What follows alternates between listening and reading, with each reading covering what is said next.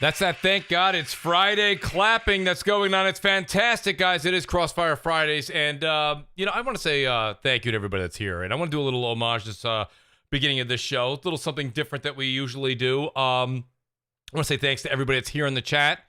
Thanks to the panel that's here now. We do have more people on the way. Just so you guys are looking right now. You're like, where is everybody? They're on the way. But before we get into that, I want to say this much. First of all, guys, let me know how the audio is. Because just like every week, you guys are you're my trial and error. So I've been kind of adjusting everything. I wanted to make sure that my voice was coming through as clear as possible. I feel this has been the best that I can get it to be currently with the new equipment, but please let me know. But I want to first start off by saying happy birthday to the great Crap Gamer. Crap's taking tonight off, rightfully so. He's spending time with his family and friends. I want to say happy birthday to Crap. Crap does a lot of great things for the community. A lot of people always giving him a bit of a rough time here and there, but he is fantastic. Great friend of mine. I want to say happy birthday to the great Crap Gamer. I hope he's enjoying his time with his family and friends. Also want to take a moment here and say shout out to the Iron Lords podcast and the Iron Lords together as a whole.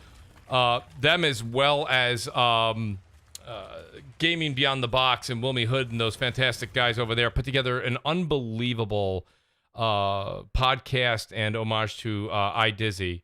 Lord iDizzy, and he will be sorely missed. Dizzy passed away this week. He was an unbelievable member of the community, an outstanding person that I got a chance to talk to early on in the days of YouTube, and was always there and always supported me. And I just want to say that the community lost somebody, and he will be truly missed. And I did see a few people that are going to be on the show tonight that were also at the Iron Lords show earlier this afternoon. I enjoyed it thoroughly. It had to have been about an hour and a half. It was just hearing everybody's stories. Fonz came on, Boom was on. I saw Wall of Bill was on. I listened to his story. Shout out to Lord Sovereign. Shout out to Lord Addict. Lord Cognito, Wilmy Hood was there.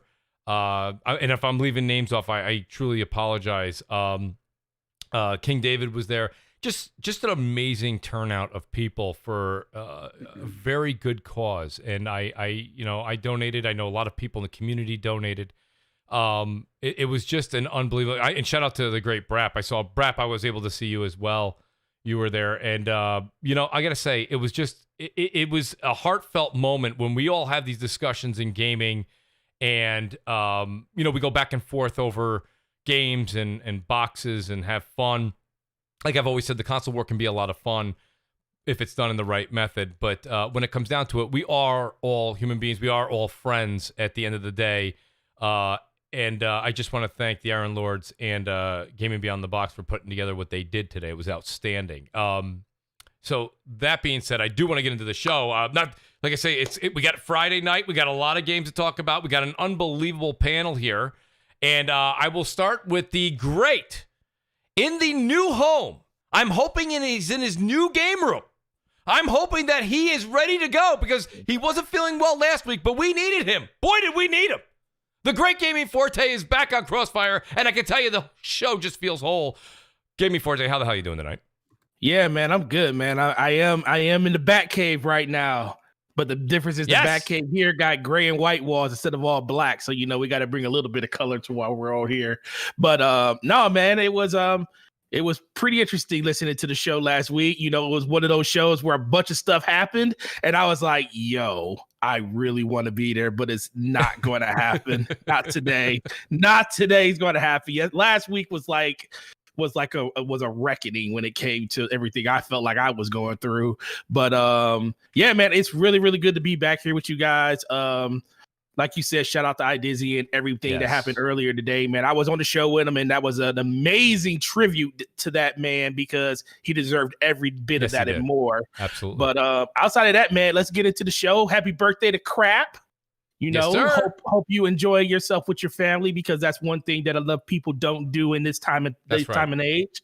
So yeah, you have a great day, man, and we will see you here next week. Oh yes, he's only given one Friday off every 6 months, so he's just used the first half of 2021 up. But that's okay. That's all right. I run a tight ship. What do you want me to say? What do you want me to say? No, I'm only kidding.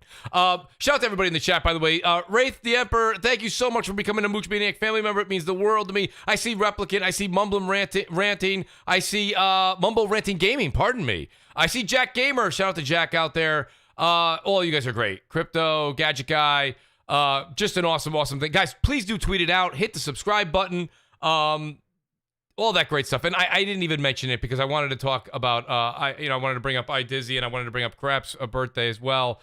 But right above the description is the join button. Guys, if you do ever want to support the channel, it is much appreciated. Thank you very much. I appreciate it. And you will always be a part of the Mooch Maniac family.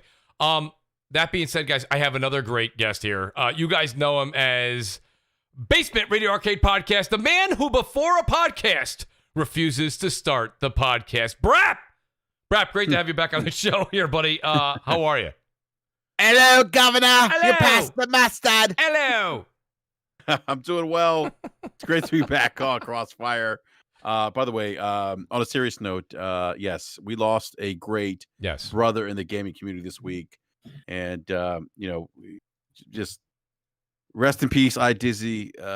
You will be remembered. You will always be loved. And salute to you, sir. Absolutely. You will be missed. Yeah. But yeah, great to be back on. And really, it's really cool because my brother and my brother from another mother, Doc Optimus is here. Yes, he is. Thank you. That's a great segue. You saved me an intro there, but the great Dark Optimus is here.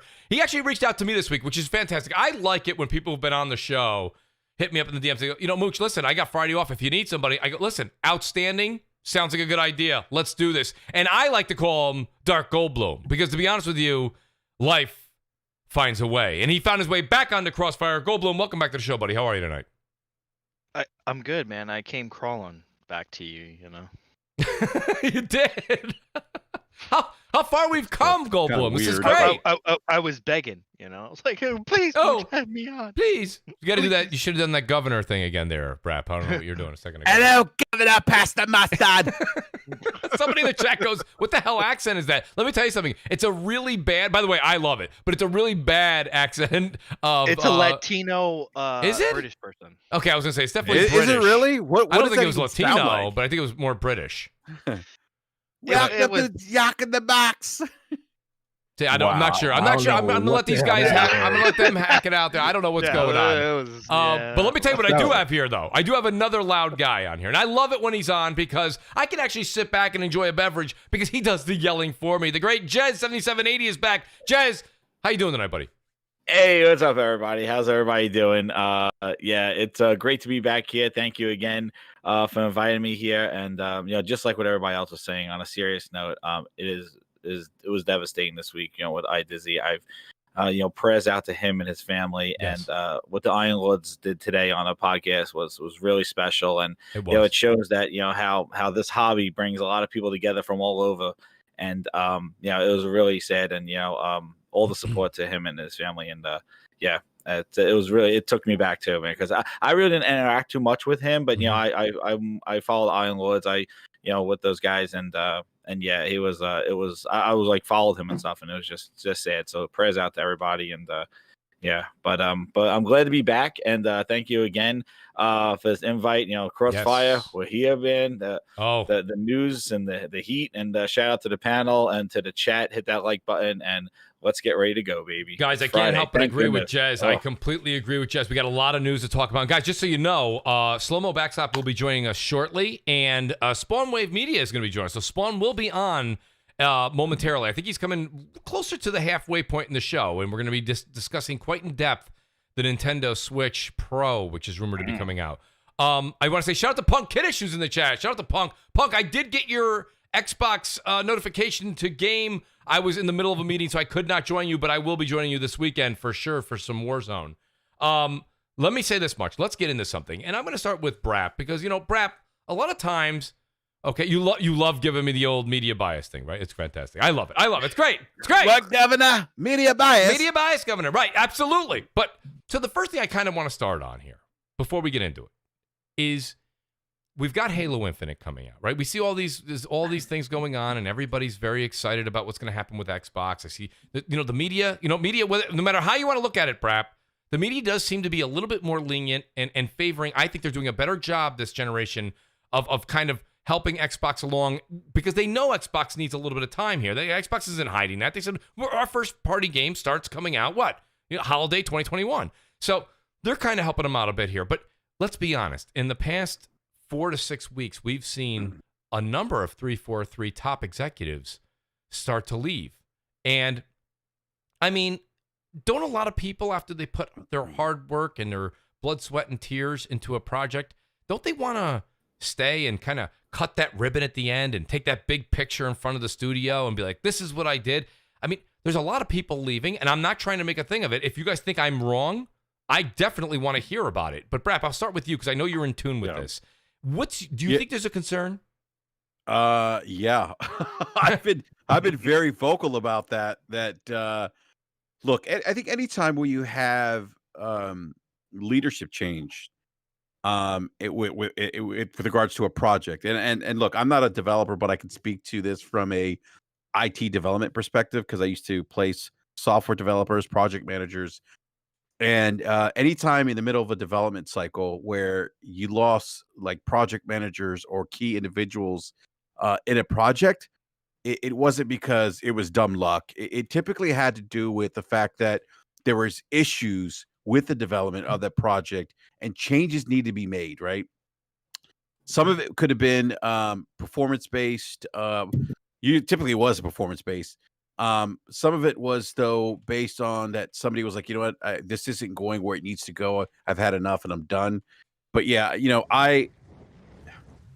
for a game of this magnitude, yes, to have the kind of issues that we know about, and we know about the issues with the the high turnover or the use of consultants and the band-aiding of certain parts of this game, and the lack of communication between one consultant leaving and a new one coming in, right.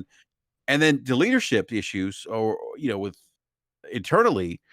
It's concerning because this game's supposed to come out in the end of this year.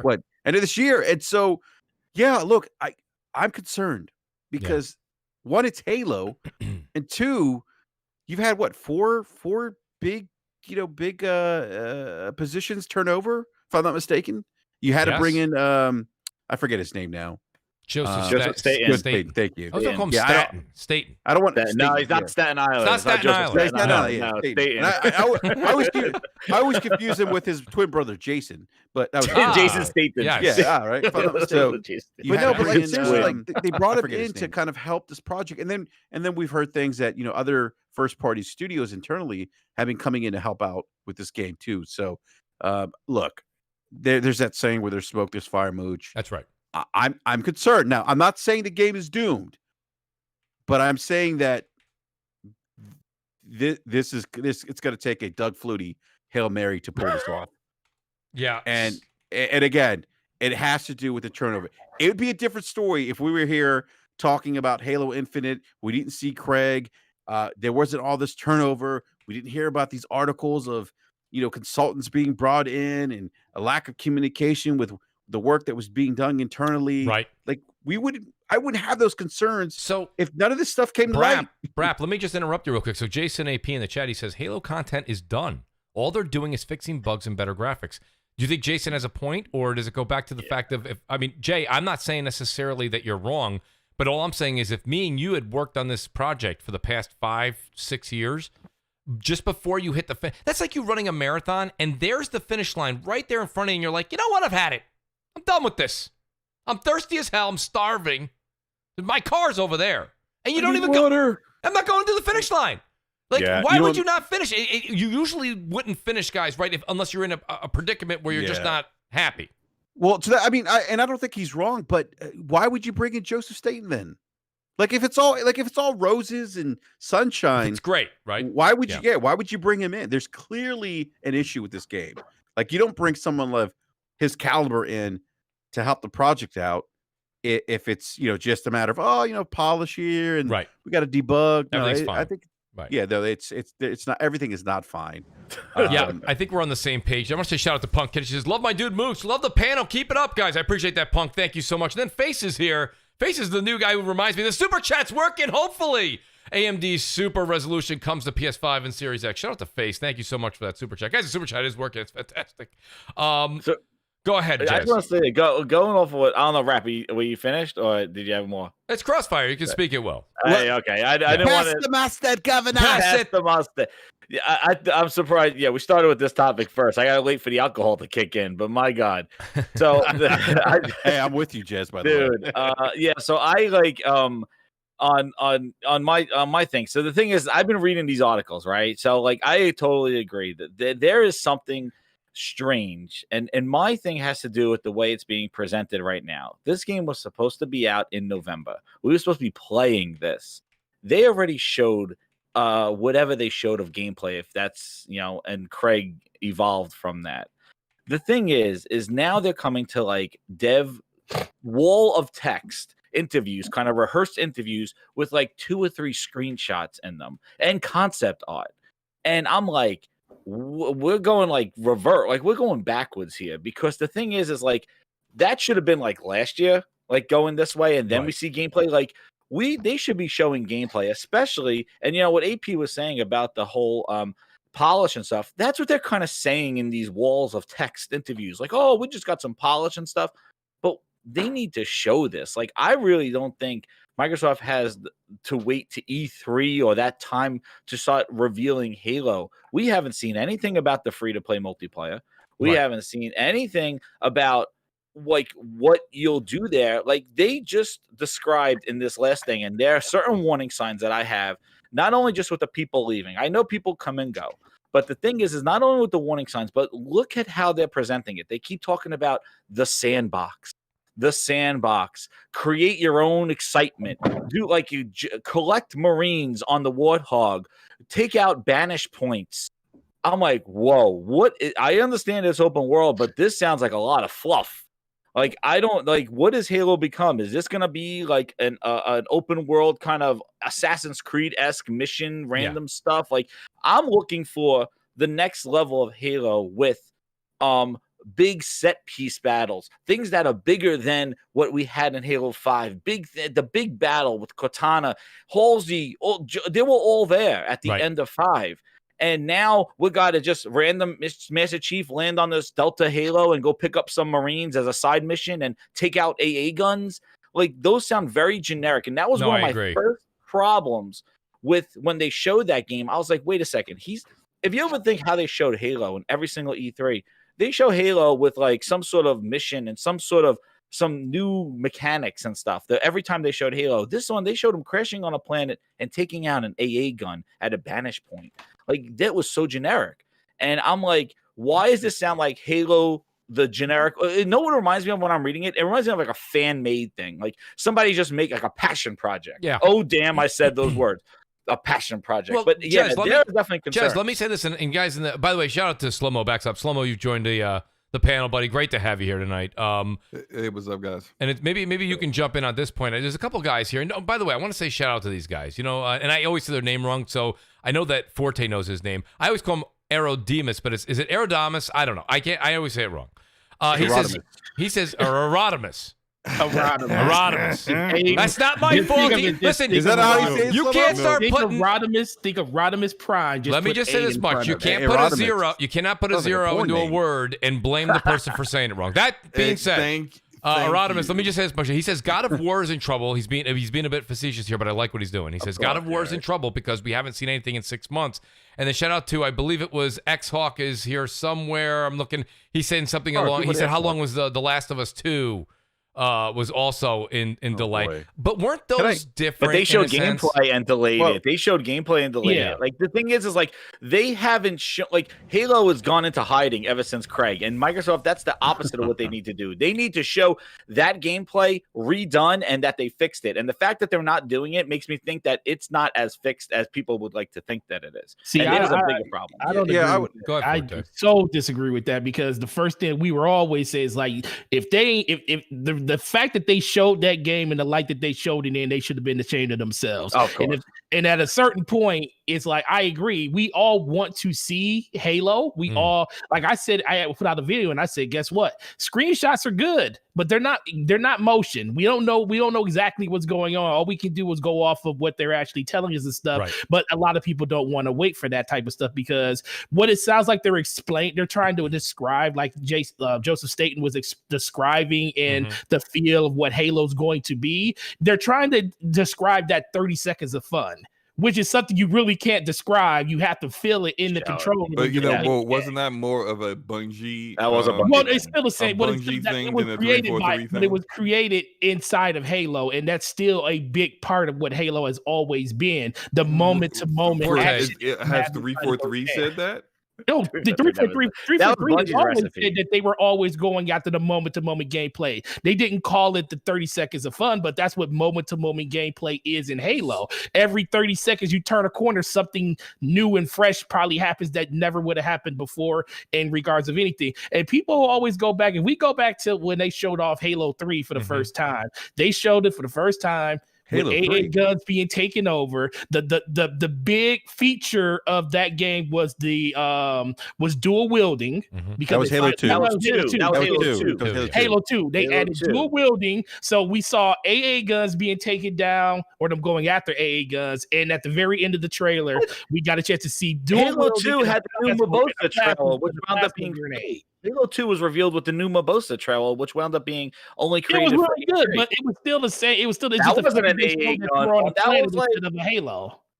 Yeah, that was the new Mimosa. That was the trailer. It was a planet other than being on a Halo. It's like all we saw was a bunch of brown backgrounds and buildings that. Well, let me ask you guys this question real quick. So shout out to the new Mimosa trailer. It was fake. And it was awesome. No, it was never even in the game. No, yeah, exactly. They created built that as basically a prop to basically just show people what the game is actually possible. But the biggest thing that I feel about this thing is, I just think everybody just take a breath, because they're not going to show this game until it's ready. They can talk about it all they want. Well, here's the problem, though. Hold on. If they don't knock this out the park with this game, I told people for months, this game is resting on what the heck they do with it in the next year. When it comes to the day one,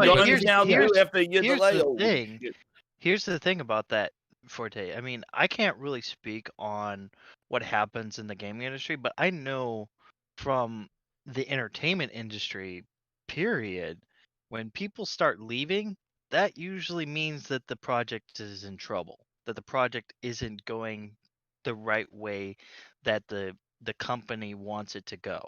So they're bringing in, so I think with 343, they're seeing that these people who are working for them, they're not doing what they want them to do, or they're butting heads, or they're not getting things done on a time frame that they like at 343. Not the changes that they needed to make to the game. Because I always was telling people, I was like, once they announced that this game was coming out this year, I was like, I'm hoping for the best, but for me, I feel like the substantial changes that everybody wants them to make in this game, they're not going to be able to do in a calendar year. There's two. This game is way too ambitious. It is way too ambitious for terms- what they want to do. But the thing is, they're going to and force they've never this done game it out. before. That's the problem, is that they've never done. Well, a let game me say this much real quick. So, Halorama Archives, if I'm saying that right, he says new photos prove Infinite's delay will pay off. Now, Halo, we talked exactly that's the question I have for the panel here is, does it? Because we touched on this. Can't prove. A photo can't prove how a game looks in actual full motion with full animation. You could do a still shot. This is like, and guys that have PCs, we all know this. You can play a game at mid settings on your sorry 1060, and then pause it, go into photo mode, Cyberpunk, go into settings, ramp up the settings, turn on ray tracing, turn on all that stuff, take a snapshot, and take a snapshot that would be running at 5 frames per second if you were that's the thing, actually playing the game. But otherwise, no, it doesn't run like that. So any still shot that we see does not mean that's how the game is going to look.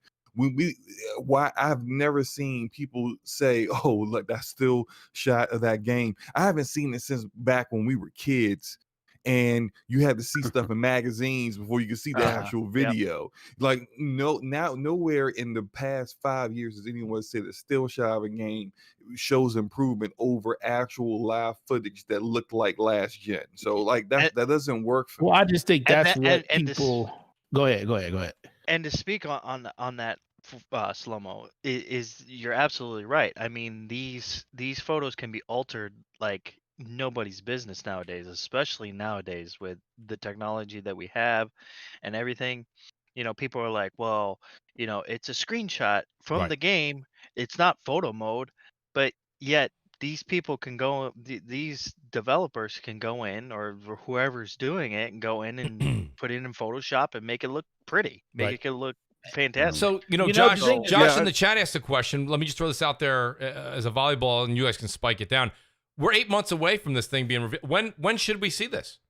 I think we should see it June. Yeah, I think that's when they're going to show it. You're right.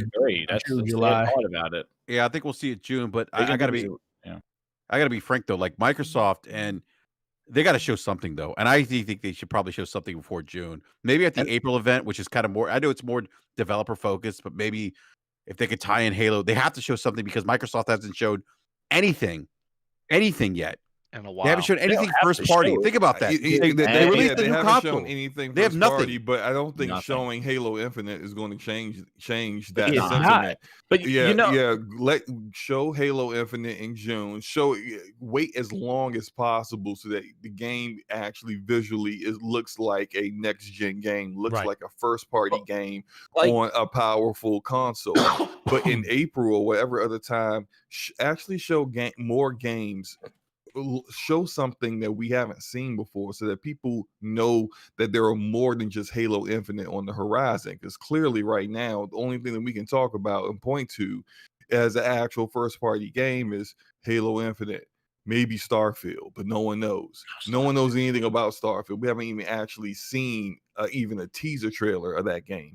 Everything else that they've shown is like 2022, 2023. And that's just way too long to be going without any first party games. Now, to talk about strictly this has been fumbled by Bonnie Ross and her leadership from the very start. And no amount of Joseph Staten coming in the last second and trying to fix this is going to mean anything in the grand scheme of things. You cannot. Every time we've seen a game change drastically in development and then them not do a huge reset off of the foundation of the game being changed, we've seen nothing but bad news come from that game when it gets launched. They launched this game. They started development on this game as an actual sequel to Halo 5 with Unreal Engine. That's how they started it. And then, hold on. And then at some point, they made the decision to do their own engine, and they made the decision to make it a live service game. That's a completely different kind of game than what Halo is. That's not exactly. So what they should have did. This is not your Halo anymore. That's what people don't. They should have completely rebooted the game and started from scratch. But you're building an engine while you're also trying to develop a game at the same time. So there are times where the developers who are making the game need tools and assets that the engine does not provide yet. So they gotta wait for that stuff to be developed. That also takes longer. Meanwhile, your game, people are wondering where the hell Halo is because it's been years since it came out. Right. What they should have did was just go ahead, finish off the trilogy in Unreal Engine 4, finish that, and then make this Halo Infinite live service thing be the next thing coming up. But that would have guaranteed they would not have had a launch title, Halo, for the Xbox Series X, which is all they seem to have cared about. And they end up screwing that up anyway, because all of their mismanagement led them to having to delay the game regardless. So it was all for naught. Hey, Slow-Mo, I got a question for Slow-Mo real quick. Sorry, Dark. So because I'll forget because I'm old. Slow-Mo, does this sound like BioWare to you at all? Oh yeah, this is very similar to what BioWare is. So what happened to what's happened with BioWare with Anthem? You know, I mean, like this. I'm not trying to sound like Debbie Downer here. Yeah, not just Anthem, but Andromeda as well. Yes, Andromeda exactly. was initially started in their proprietary Eclipse engine, then EA came in and said, "Yeah, we want you to use our Frostbite engine for everything." See, that's the point I'm trying to make here. A lot of people in the audience are like, "Oh, come on, you guys are full of it." If you listen to what Slow-Mo's saying, he's giving you his hypothesis, and then he's also giving you some facts to back up his thoughts, and Brap just gave a couple others that kind of pad the stats.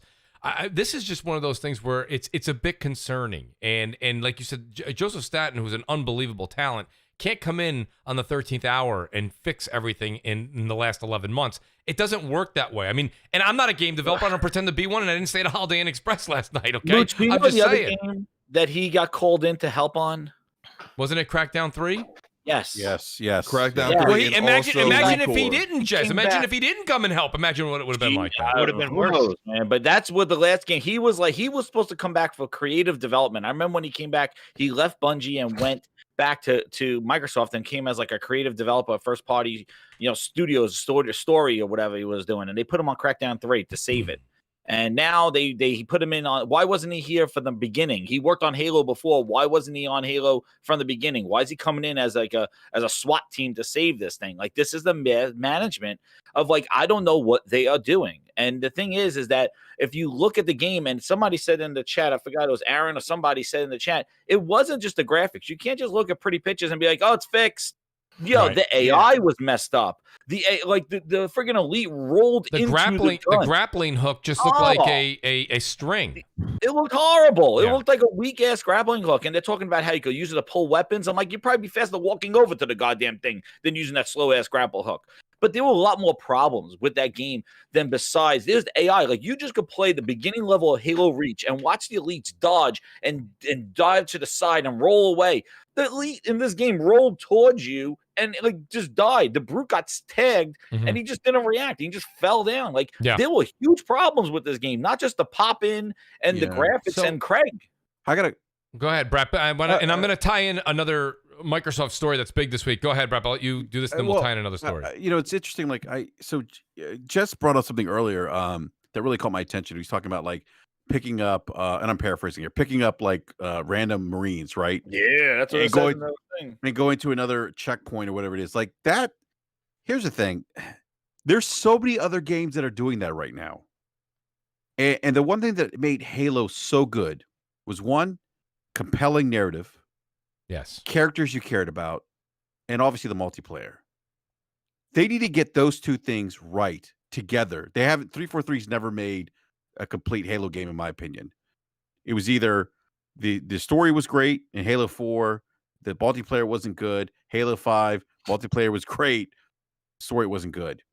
They got to master that first, I think, before they start taking on all these open world type things that other games are doing better right now. That's a concern for me. Like, give me those things first. And then if you want to tack in the other stuff, like driving around and picking up Marines and taking out bases in co-op, that's what they said. That's all fine and dandy. But there's other games that do that really good right now, a la Destiny. They have to hit everything else. If they don't, this thing is going to be it's not going to be good for them. That's why Halo might have died with Bungie. Well, and we're gonna also to find kind of that out. add to that about some of the allure to Destiny. And I'm clearly not the biggest Destiny fan, as some of you may already know, but some of the allure to Destiny is being able to make your guardian your own, and being able to like use shaders to change how he looks, different classes, getting different armor, different classes.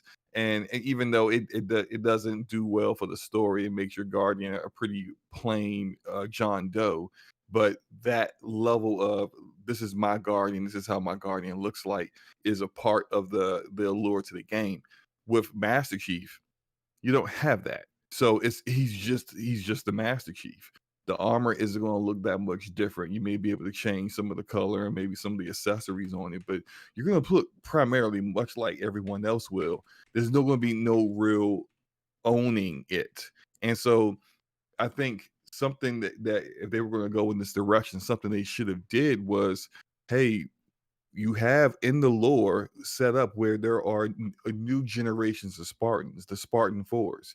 Why not let the player create their own Spartan and then have that be a element that's separate from the campaign? That's how you expand on Halo and make it something exactly fresh. It's going to be live service. Yeah, go you can all in. Go all out on this open. Yeah, you got to hit each area. You're right. And I just wanted to read the quote from here. Like, this is what you're saying about campaign and being your own Halo. Like, hear this and tell me if this doesn't sound like, if this doesn't, like, tell me what you think about this. So this is what they said in this interview.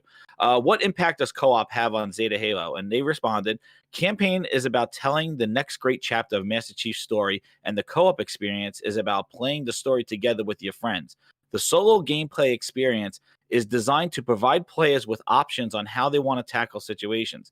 These options translate well into co-op by allowing for different play styles. The great thing about being a sandbox game, it means that there's no right way to do a particular item or feature in the mission. I can't wait to see what co-op players do crazy stuff and combos that you didn't even think of. And that's the line. That don't sound like, I don't know. I took that as, I don't know. That sounds like a co-op random mission generator. I have no idea what he's describing. I would need to actually see something like maybe a showcase, maybe kind of some of the stuff that we see. Yeah, we got some still shots. That what we really need. Don't describe that to me. Show that to me. Let me do this. That's what I was saying. That's what I was saying earlier. Kind of like how, like, what last year when Sony did their own solo state of plays for Ghost of Tsushima and The Last of Us Part 2. Yes. Instead of describing what the game's going to be like, actually show the gamers what they're getting into. Exactly. Give us like 10, 15 minutes of gameplay so that instead of you trying to explain to me what you're doing that's different in this game, I can actually see it for myself. And that's something they should definitely be doing before this game comes out. They need to show that to people to sell it. If you don't show it, then even if it is going to resonate with a gamer, if they're not interested in your game based off everything else that you've shown, you just added resources and stuff into a game that no one actually I wonder if that's one of the things they're scared to do, though, Slow-Mo, is to show that much of it. They need because to show it. Show us having fun. They tried to do that with their last showing, and it didn't go very well. And that's fine. If you guys want to stay on the subject, I just want to parlay it, because we're talking about Halo and we're talking about games. And don't forget, the big Bethesda deal has gone through. The ZeniMax deal, whether it's officially documented or not, as far as the public is concerned, there's enough evidence out there now that it's actually happening. And Brap, I'll give you the mic, but do you also think, if you could tie this question in, do you think, knowing what we know and that we've got 2021 with only Halo coming out, possibly, unless there's another delay, are we looking at possibly the Bethesda games remaining only on Xbox? I think you could make an argument on either side of that camp. Go ahead, Brad. Oh, I'm sorry. He fell asleep for 2 seconds. No, I'm about snoring on the podcast. Yeah, not like Forte on Brap. Yeah. No. I'm sorry, Mooch. Can you repeat the question, man? I'm sorry. I got he was sleeping. He was sleeping. Are you saying what do we? No. The question is, do you think that the Bethesda deal also will, you're hearing this. Let me put it in different terms here. You're hearing what I said. You're hearing what Slow-Mo said. Yourself, Forte, Jez has spoken up. Dark Goldblum. Everyone's really commented on their thoughts on Halo. And Halo's the only game coming out from Microsoft this year. Now you've got the big ZeniMax deal that's officially, unofficially, whether it is or it isn't, it's documented. It's officially closed, so it's a done deal. I'm in the camp that thinks, yes, there may be something exclusive to Xbox, but I think they're going to remain multi-plat for the most part. I'm wondering, how do you tie in this whole feeling that's going on in the Xbox camp right now, where you've got the Halo game that comes out at the end of this year. They've waited since November of 2020. They're not going to get a game till about November of 2021. And then with this plethora of games, are these plethora of Bethesda games going to be coming to PlayStation as well? Or does this make them hold it in and keep this a first party deal exclusive? I think it's probably gonna be first party exclusive. Sacha doesn't want to. Sacha doesn't want to play nice. That's what. Imagine that. Sacha does not want to play nice. That's and I don't be surprised to see. I think Bethesda and I thought. What leads you to that though, Brett? When did this? Because I've never really seen because that we've been trying to tell you for the last 3 months. Well, no, because I've heard different. Well, first of all, I heard different things. I heard that there was going to be some level of, where Bethesda could kind of dictate what games went on what platform. Now I'm hearing that that's probably not going to happen. That Sacha's like, look, I'm not playing nice. We spent $1 billion, and these games are going to be and that's fine. Like I get that. Like that. I'm not, they probably should be doing that anyway, right? Their competition wouldn't be as nice, so why should you be as nice? Exactly. And so I've heard there could be a certain game that could be new coming out exclusive this year, maybe. We'll see, but they're gonna have to do something because I don't think Halo's just gonna cut the mustard. And I really do think, Mooch, to your question, that we're going to see these Bethesda games exclusive. It makes sense, especially with, the lack of first-party content. They still haven't given you a reason, per se, why you need a Series X. And maybe Bethesda could do that for them.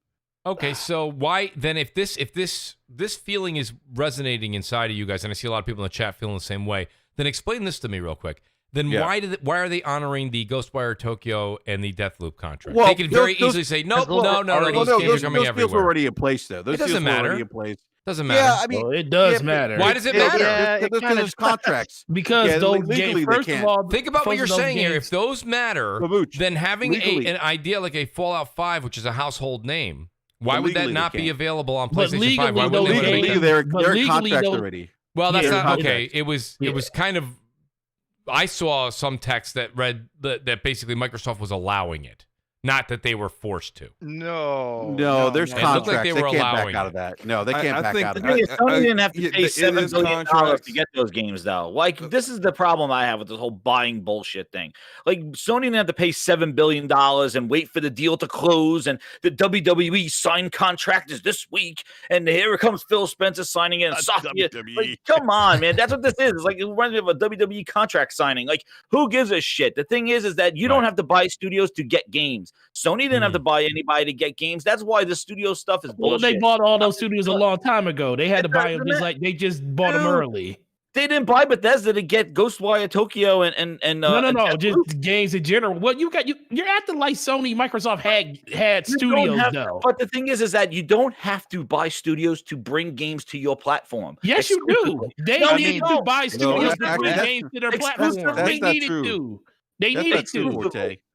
How many people that like Microsoft survived the whole 360 generation without buying? And they also they didn't buy Epic Studios. Dude, they had 5 studios come into the Xbox One, and then they closed 2 of them. Dude, they didn't buy Epic. How did they get Gears? 3 Gears Awards. No, they bought Gears. They bought Gears off Epic. But what about the 360? Did they own Epic Studios? That's not what he's saying. He's saying that you don't have to buy studios to get games.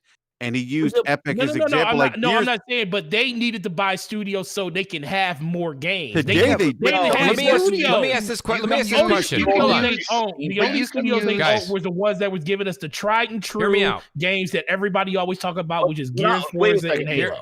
Hear me out, guys. Every time I hear these podcasts, one thing I have to say: the thing is that as a gamer, to get games to your platform, you're sitting here twiddling thumbs, wondering if Bethesda games are going to come and they're going to be exclusive. The fact that we have to wonder because Microsoft has put them in such a situation that they turned into buying studios to equal bringing games, which, by the way, we got we have Bleeding Edge and other ones from their purchases and the bees and mosquitoes in the other game. Bees and mosquitoes. They added that thing. But the thing is like Microsoft has pivoted to make it look like that they got to buy studios in order for Xbox to get games. And that shouldn't be the case. Like, it's good that they're getting a first party buildup, but the fact that their content is not they could be going and get other content. And the point I was trying to make didn't Sony just buy Insomniac? Yeah, but Sony, but wait, that's one purchase versus like 13. Final Fantasy VII. Did they buy Square Enix to get Final Fantasy VII remake? Did they buy Bethesda? They have a percentage share in Square Enix. Well, which gives them a seat at the table to see what they're coming out with. I don't think they have. Also allows them to choose. What when you own a percentage of the company? How did they get Neo? Did they buy Tecmo? Did they have a seat at that table? Did they have that's not my point at all. What I'm saying is that when you have an ownership in a minority ownership at that, but when you have an ownership in a company, you have the ability to see what they're working on. And when you can see what they're working on, you can then choose, oh, that's fire. Let's get that timed exclusive for us. That allows you to be able to get exclusives the same way. I mean, right now with Square Enix, how did they get Neo? We don't even know for certain if all the Square Enix's games are ever going to Xbox and that. But it doesn't matter because all you know is that they're on PlayStation. Period. But they don't even have. How did they get Neo 2? How did they get Neo 2? How did they get Guilty Gear coming in next month? How did they get those games? Did they have seats at all those tables? Real quick, I'm not saying it's the only way to do it. I'm just saying Microsoft needs to do that. That's what I'm saying. Well, Microsoft needs to clearly need to do more than what. Well, hold on. I think what I'm saying. If you guys said it, then I apologize. But I do think that the reason Microsoft's doing this, Jez, I get your point as well too. There are other ways to do it, but I think the reason they're doing this specifically is because they want to own these studios for the sole purpose of Game Pass. They want to be able to be in control of the timeline. You heard Matt. They give these clues, but everybody doesn't. They only want to read the good stuff and not the bad stuff. Matt Booty came out and said that they're going to take these teams and they want these teams to make, fast-paced, good-looking, much like what Ninja Theory did, okay, with Hellblade. Looking third AAA, but really a AA type of game. You know what I'm saying? And they can pump a lot of those games out. That's what Microsoft wants moving forward. They want quantity. I'm not saying they don't want some quality, but they want quantity. They've got to fill it up. Listen, every time I talk to a new buddy of mine, they tell me there's a new show on Netflix. Whether it's good or not, that's a different conversation. But there's always something new. You hear what I'm saying? So that's what they're trying to do here. The problem is that doesn't always equate to quality. And that's the thing with Microsoft right now is that, I know everybody doesn't like to hear it, but you remember the Steve Jobs interview. A lot of times they end up just putting out McDonald's. And that's because, and I'm not being funny. I'm really just saying, that's a professional, him and Bill, go back in the day, they were rivals in a very good way. Jobs wasn't wrong. Jobs wasn't wrong. And that's what we're going to see. Is this the new Microsoft where they're not going to be like that? Let's find out. Real quick. Go ahead. Yeah, real quick. I just want to say something regarding Sony and Square. Sony did have a 8.2% stake in Square Enix. They no longer have any interest in Square. They sold all their shares back in, I think, 2000. That's right. That was a while ago, but yes. But they did at one point. Okay. But they still have a relationship. There's still a relationship. But I think, here's the thing. Sony's been really good at developing very strong relationships with publishers. That's what I'm saying. Second party relationships. Yeah. So that's how they got Final Fantasy VII, which will make its way to Xbox at some point. And a lot of companies don't like to be acquired. They don't like to be eaten up and gobbled up by a company like Microsoft because they know once that happens, they go from being so-and-so games to number 4,758 owned by Microsoft. You know what I mean? It's like you lose a little bit of your identity when that happens. And listen, that's not a crack at Microsoft. That's any big conglomerate that buys out a small company or a smaller company than the bigger mother parent company. So I think that's the case. The other thing I don't necessarily agree on is this. What happens? I want to throw another idea out for you guys in the chat, and I want to put another idea out for you guys on the panel. Is what happens if these are all exclusive? They're all exclusive. Day one, everything from Bethesda and ZeniMax is now exclusive to Xbox. Do you think all of a sudden, the minute that except for the Twitter wars that'll happen for 48 hours, except for that, right? Except for that, do you think everybody's just going to run and go buy Game Pass? What happens when people don't go over and buy Game Pass and Xbox still remains in the same situation that they're in currently and people don't run over and go make these purchases? You don't think that they're going to sometime soon appear on another platform? I just think that this... People don't understand. They're like, well, Microsoft could buy a zillion at $1 billion. Like the thing about it is, millionaires and zillionaires and trillionaires, they love money more than anybody else. So what I'm trying to say to you is, they want to make money. I just don't see all of the games being exclusive. If you want to tell me Starfield goes exclusive because it's a new IP, I'll put my hands in the air and say, you know what, I'll walk that line with you. But something like a Fallout 5. Maybe 3 months. I mean, as far as 3-6 months exclusive, this game's going. I think it's going to be multi-plat because that's a lot of money to make these games. And if they're not making it back, guys, I'm telling you right now, if they're not making it back, they got to put it somewhere else to make the money. And you might go, well, Mooch, give me one example. Right? My one example is Minecraft. And don't give me it's been out there before. Fallout's been everywhere too. What I'm saying to you is that's a $2.5 billion. You know how many Xboxes they would have sold last generation if they made that exclusive? You guys can't. It's the same argument you guys are giving me now.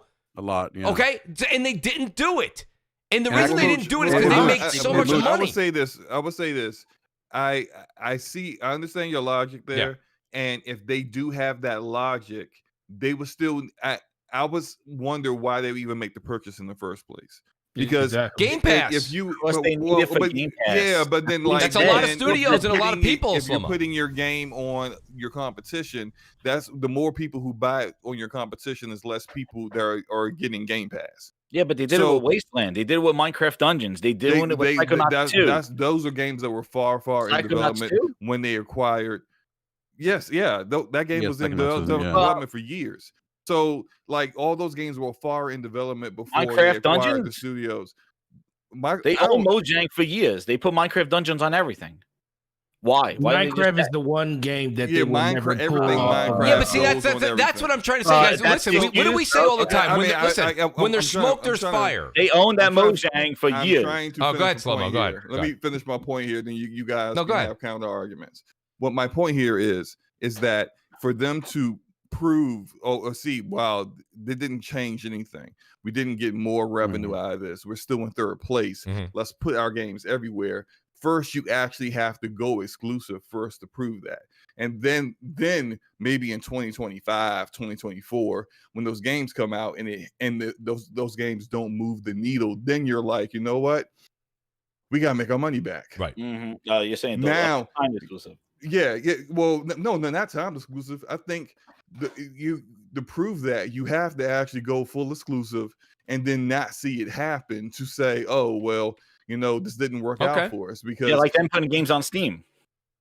Because at first it was Windows 10 and Xbox. Right. That was it. And then it said nobody was doing Windows 10. And they said, okay, we got to do the Steam. Because PC gamers will rather spend money than deal with the Microsoft Store on PC because it's awful. It's garbage. And so that's what I was saying. So I gave up and said, you know what? We'll just put it on Steam. And look, they got 6 bestsellers on Steam. That's how they'll end up going. So I do think that's what I'm saying. They'll try to go exclusive initially. Okay.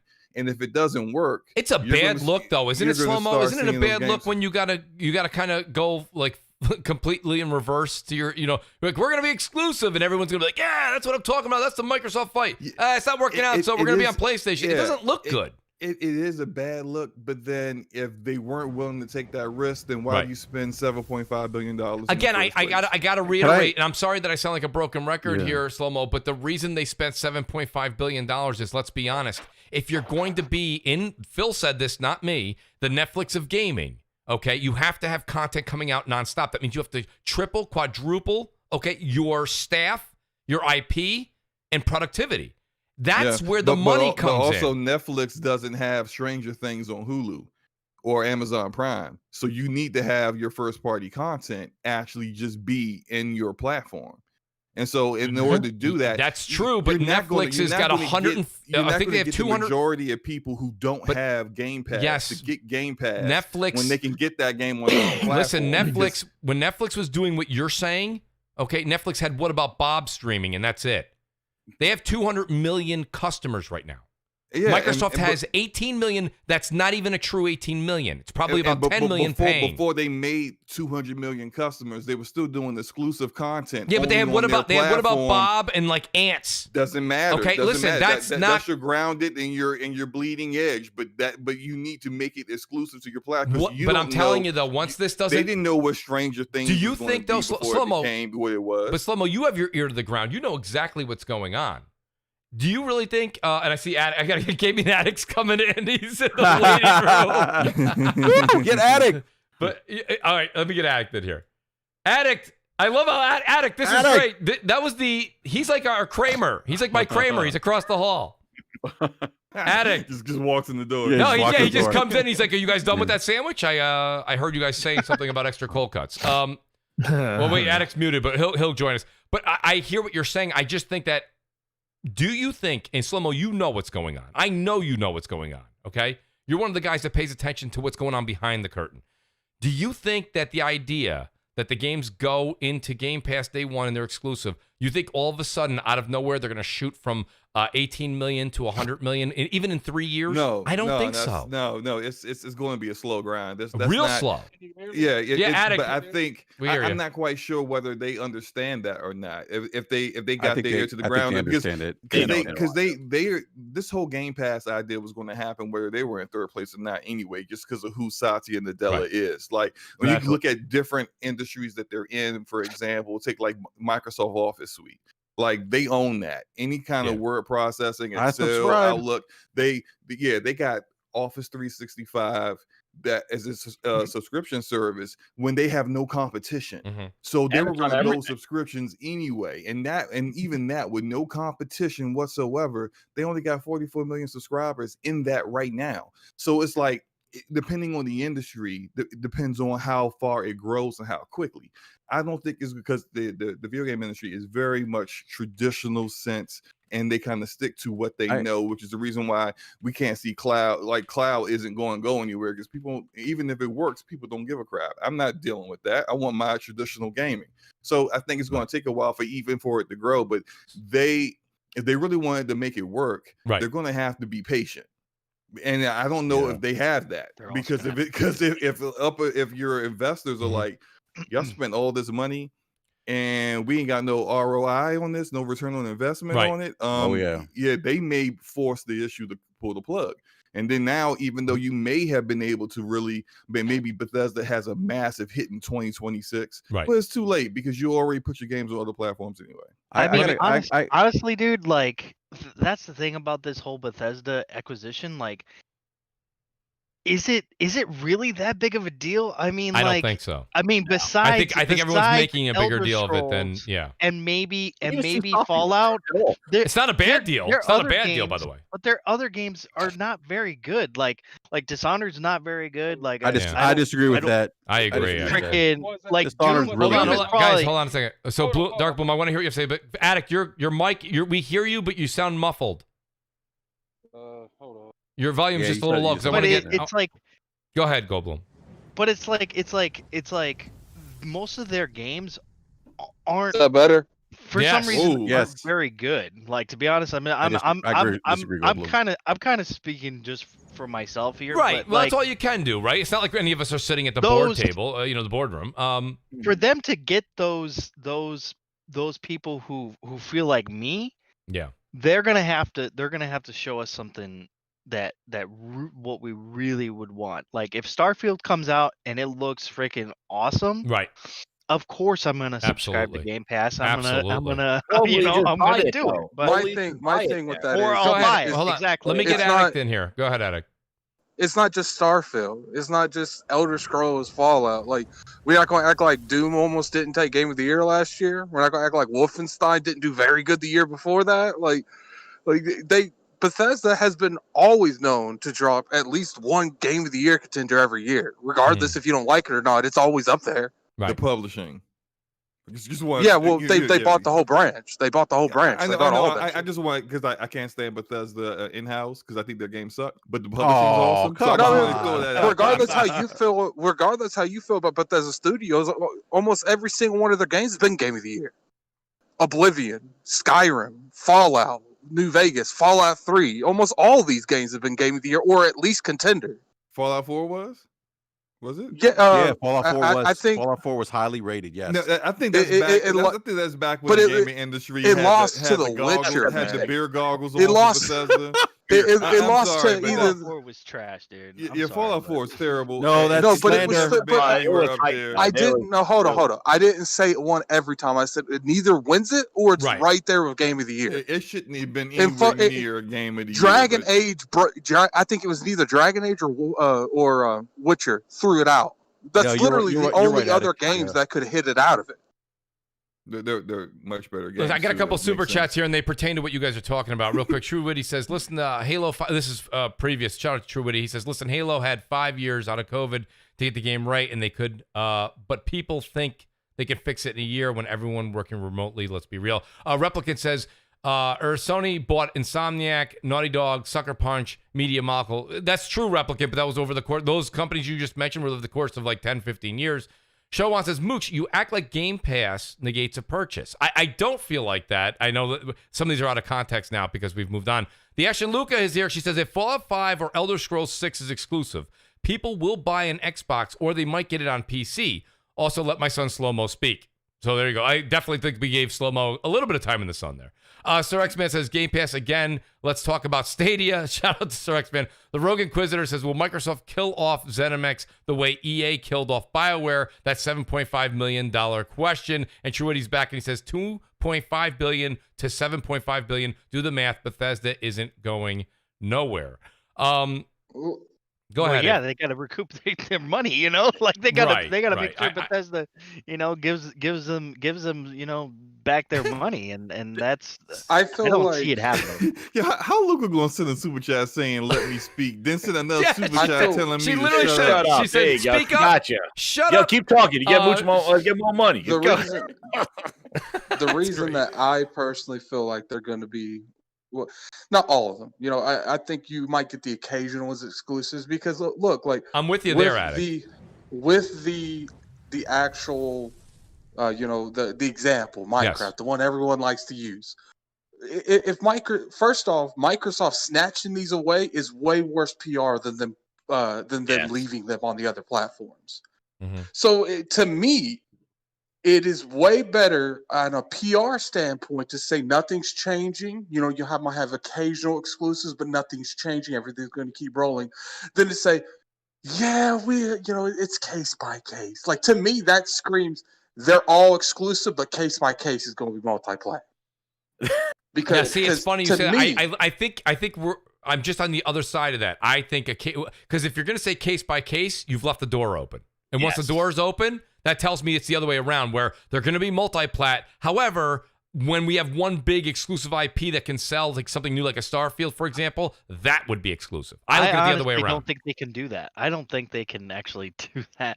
I mean, I mean that they could try. What couldn't they do? And they could, you know, potentially do this. They can do whatever they want. I just don't well, they feel do like, whatever they want. Yeah, honestly. Right, exactly. But I just don't think that they will do that. I think they will put their games, those games as exclusive, and they'll see what it's like. If it doesn't work out for them, of course they'll put those games on. The thing that you guys overlook is go look at the Bethesda game. Guess where they sell the most? All of them, almost every one of them. PC. Guess where Microsoft's still letting them being sold? Mm-hmm. PC.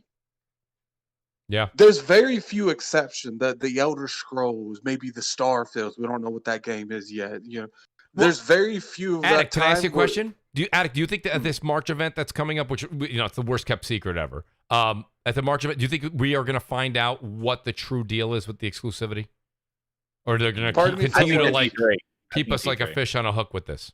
I think they're going. There's two different ways they can go on this. They can just, to me, you don't come out with an announcement. just to come out and say nothing.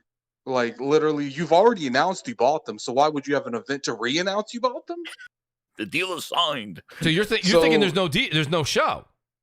No, I know. I think there's a show. Oh, okay, I'm saying, why would you have a show if you're just going to repeat stuff that the public knows? Like you literally told them last year that you bought them. So why would you come out with another show unless you was going to break that down?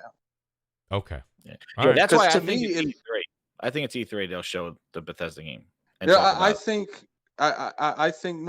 they're gonna come out exactly and say what it means. Because clearly, here's the thing: you can't not talk about it next month in that event. Because then, guess what's gonna happen? You're trying to build up to E3 every interview that anyone ever has. What's the first question they're gonna ask? Dude, I think they already asked it when they're trying. No, but my point is okay. Let's say that they don't answer that next month. They let that be mystery. Okay. Then they're trying to build up to whatever their form of E3 is this year, whatever that right, July whatever they're gonna, whatever they're gonna is. make, yeah. And every time they do like what's the word I'm looking for? A hype tour where they go on IGN and they're being interviewed by people. What do you think they're going to do? They're going to constantly reword questions to ask, well, where's the Bethesda games going? Like, it's going to completely ruin the hype for Absolutely. E3 because everyone's still going to be asking for 3 more months. And to me, it's like I said, there's literally no reason to have an event next month to restate shit you've already told people unless you're going to tell more information. And what is more? There's no other information whether or not they're going to be exclusive or not. They're going to show games off and not really. The Xbox 448. I think they might show one game, and that's Starfield, and that's if they show a game. I don't think it's not gonna be a games presentation. It's going to be. I think it's like GDC. Yo, to hear you say that they can't not talk about it, I'm like, dude, do you realize who you're talking about here, though? When it comes down to it, man, like they'll be like, yeah, no, we'll talk about that in the future, and still thinking that they can hype up, before E3 and whatnot. So here's what I think they're going to do. They're going to come out there. I don't know if it's going to be a YouTube video or like a live stream. And they're going to state exactly what this means. Technically it's a merger. I don't know what it is. I'm not a lawyer. I don't know. Mm-hmm. But they're going to talk about what it is with Bethesda, with Microsoft. And then I think they're going to end it with a Starfield trailer. Well, and they're going to say, tune into whatever their E3 thing is for a gameplay. I think they're going to do that and still not mention whether it's exclusive or not. Yo, Attic, not for anything, but when it comes to like the exclusive nature and everything like that, I think Phil said case by case basis. Like what more? Do people need right there? Like when it comes out, But you can interpret it both ways, right? But I think Attic did a good job of giving his side of the coin. Then I did my side of the coin. I almost think it's fuzzy. That's fuzzy wording. Is it not? Your side of the coin, sir. Sorry, I just got in. That's okay, Xbox. No, and I appreciate you being here. I got the coffee. You know what I'm saying? But the grip is here. No, we got a full house here. This is great. I got to tell you, I think you guys make some great points. Listen. Either way, I'll tell you this much, Attic, just because, a lot of people in the audience, they think I say that. I'm saying it because I'm the host of a show. I like to get both sides of the coin here. But I think they should, as a fan of Xbox, I would say keep it exclusive. I'm looking at the trends, and I'm seeing what they've done in the past, and I'm seeing that the way Satya Nadella is and the way he conducts business, it doesn't seem like that would be the path they would go. I could be wrong. Let's break down what they've done in the past. Okay, let's go over that. What have they done in the past, Mooch? Minecraft. They could have made that exclusive. They would have sold Xbox One that through was the roof. Like 2012. Continue. What else? That was 2014, 2015. Okay, and it was $2.5 billion, not $8 and a Happy Meal. But and I get that. But at the end of the day, that was in 2014. They literally just built. God damn it! Without a banjo game. Can you let me finish? Go ahead, that finish. was in 2014. Yes. They literally just spent billions of dollars building studios and buying studios. Are any of those games on PS5? Are you comparing Ninja Theory to Bethesda games? I'm comparing Avowed. I'm comparing Ninja Theory. I'm comparing Fable. If this was the direction the company was going, why are none of those on PlayStation? Did you say Avowed? Yeah. Avowed. That's one thing. Obsidian. One thing. Yeah, it's one Obsidian. thing, though, Those are smaller studios. Guys, We're smaller not talking about studios. apples to apples. Guys, Well, not smaller Obsidian studios. though. Obsidian's not. Obsidian's not a small. smaller studio than we're talking about with the Playground folks that- Games is not a small studio, and they're doing Fable. They're not. but they were- Playgrounds. They bought consider those- Playgrounds. Playground We they can't consider bought. that too. Right. Well, Fable's a Mooch, beloved you're- Xbox Mooch, exclusive. You're saying from a monetary investment that there's a precedent Yes. based on money they spent on Absolutely. Mojang, which was $1 All billion I'm saying- investment. Right. Oh, Yeah, I but see they what you're spent billions on that. It was rumored they spent $600 million on Playground. Yo, Attic, 600 million compared to check this out. 7.5 billion?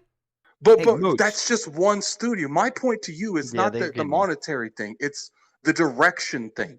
You want to say, okay, we had Minecraft. That's an example. Well, I just gave you 5 examples that they're not doing. But your 5 examples don't And even that's add a more crumb recent. to the Mojang buck. But that's It's not but even a that is crumb. a recent Guys, thing what that's What happened. about Minecraft Dungeons, Wasteland 3? Those Yo, those hold on. games. Those were are all multiplied. Real quick, pre-existing. real- Those are all pre-existing Minecraft publishing Dungeon. things that happen. That's Guys, owned by you gonna Mojang. let the lawyer? You gonna let the lawyer speak? Yes, for a the second, Xbox man? defense lawyer did fly in on a private You know jet what I'm for saying? this. Yes. Like, Rip.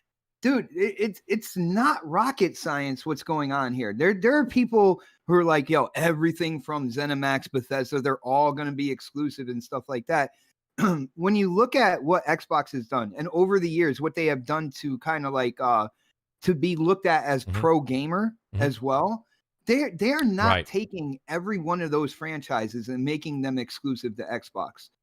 When it comes to the newer titles like Starfield, stuff like that, I can definitely see them making it Xbox quote unquote platform exclusive, PC, Mhm. xCloud, Xbox. But when it comes to games like the Fallout series, dude, I would be So- I would be hard pressed to agree with anybody that would be exclusive to Xbox. They would keep it multi-plat. They would keep that whole kind of like pro gamer mentality. Yes. They would keep the money that they made Right. off the multiple platforms as well. All right. So you guys seem pretty confident. You want to put your knees on it? Oh, stop with that. Yeah. No, you want to put your knees on it. Listen, I want to if I'm- take if I'm put- every listen, knee if from I'm- every Imagine person you in this imagine chat. you on a PC. The only back in place I'm the- putting money on the What do you table want, is mother- Vegas. Listen, I got the great spawn wave. So okay, I get it, Mooch. You Can I- confident until can I I- say put your knees on it, No, then you just no, like no, let's no. go, Can I- let's keep it moving. You know how Can many? You're like the 85,000th person to say to me, Mooch, let's bet on that. Can You I know just what I say mean? something real quick? Go ahead. I'm tired of the Bethesda slander, by the way. I agree with Attic. Those games were really good games, and Dishonored, Dark Animus was actually a really good game, by the way. I might That add. is a trash ass game, dude. No, it's a really good game. You're just not good So- at it because you're not good at stealth games. Leave it at that. Let me do this because Oh, man. we have limited Hey, time, look, and I but- go ahead, Slobo. I do want was to. just One v1 want me, to say, bro. Bethesda published games have always been of high quality, regardless of whether they sell or not. It's just the internal in-house No, studios, no, the, no. Hold on, the Fallout Bethesda software 76 games. was a high quality game, huh? Well, that was one No, mistake. That's not a published But game. he you know? said all of them though. So like, I had No, to I throw said that the one out there. published games are really Published, of high yeah. quality. That's not that was an Arcane. You in-house talking about developed- Arcane and stuff? Yeah, Arcane. Yeah, It's Arcane's a great software. studio. So- Yeah, Yep. those guys, high quality studios. Machine Games, awesome, right? Machine Games, great. The in-house teams that do their in-house stuff, not so much. You know, they like to Even rely knowing every on- last one of those games Fallout, some type of Fallout's game good. of the year. Fallout's good. Okay, how is the game deserved to be No, game of Elder the year when it Scrolls- comes out? I'm not saying it launches deserves. buggy, I'm just and saying they they rely Elder Scrolls is on way better they than rely Fallout. on the community to actually fix the game with mods. How is that game That was all deserved to be? That was all PC, sir. So I- hold I- on the a one second. thing I wanna- you- the one you thing I got wanna- the bugginess on console without Jez. the mods, and you still And can't. slow mo. Let me do this. I have limited time here, and it's great to have Spawnwave join us tonight. Spawnwave Media is here. Spawn, I'm glad you could come right into the. Literally, Spawn. You now know why it's called Crossfire. You walked in and you were ducking your head the entire time to your seat. Good to have you here tonight, buddy. Spawn, do you mind chiming in on this? And then I do want to move on to a subject that really is your forte. We're talking about Yes, basically Bonway, now that. talk some sense. into Well, these that's fine. people. Listen, I gotta have go. no I gotta problem go. being I'll talked talk into to you later. sense. I just Later, want to Attic. know. See you, man. What do you Later, think? Attic. Oh, Attic, I'll catch up with you, buddy. Thank you. Great to have the great gaming addict here too. But Spawnwave, what we're talking about is it's official. It's not official. It's being documented that the ZeniMax deal is now completed. Microsoft now owns ZeniMax for all practical purposes. Do you feel, before we get into a different subject, do you feel that these games will remain 100% exclusive, or will it be, as Phil said, a case-by-case basis, and some will eventually either day one or, like I say, 3 months, 6 months, 12 months, go to other platforms? I think it will be a case-by-case basis, but I do think that there is a path for Microsoft to eventually make you sign into Xbox Live on a lot of these games on your PlayStation. Oh, okay. It's like because they do that with Minecraft, and then they count you as a monthly active user for Xbox Live. Oh dang! Wow, I didn't think about that. That's a great point. So That changed the whole game. I kind of think they are going to have a few of them as exclusives. I feel like the one that everyone's probably arguing about the most is Starfield, since that might actually be up sooner than people think. Like it might actually be ready, close. It actually might be closer to being ready. So I think that's the one that's probably going to be the most telling. If that shows up and it's just Xbox, that means they actively changed, most likely in development, and said, nope, this is going to be Xbox. But like, if they have games that are tied to their live services, they'll probably push it to PlayStation with the idea of, oh, we'll count you as a monthly active user, because that's one of the biggest ways they work to keep Xbox relevant within Microsoft, is to sell it as a service. So now that's an interesting point. So my thought was this: I just think that when it comes down to it, it's a money thing. You know, we sit here and I think that sometimes we think about the feelings and the things we read online. And Spawn, you do a heck of a job, by the way. Cheers to you, not only on your channel and Twitter, but you do a great job of staying out of the nonsense. So the one thing though is I think we get caught up in the back and forth that we always go through on social media, and that's not the case here. I think that what happens here, me and Slow-Mo were having a great conversation about it, was if this ends up being a case where Microsoft does put these games onto Game Pass and exclusively to Xbox, if all of a sudden the plan doesn't go according to plan, and then there's not that influx of people buying Game Pass or buying their games or buying a console or however Microsoft wants you to enjoy their software, then they would have to revert back to going to multi-plat. And it's a bad look. And you look at things like Minecraft, where they could have dominated. And I understand there's a lot. We live in the world of this generation of options where you can always have a counter opinion.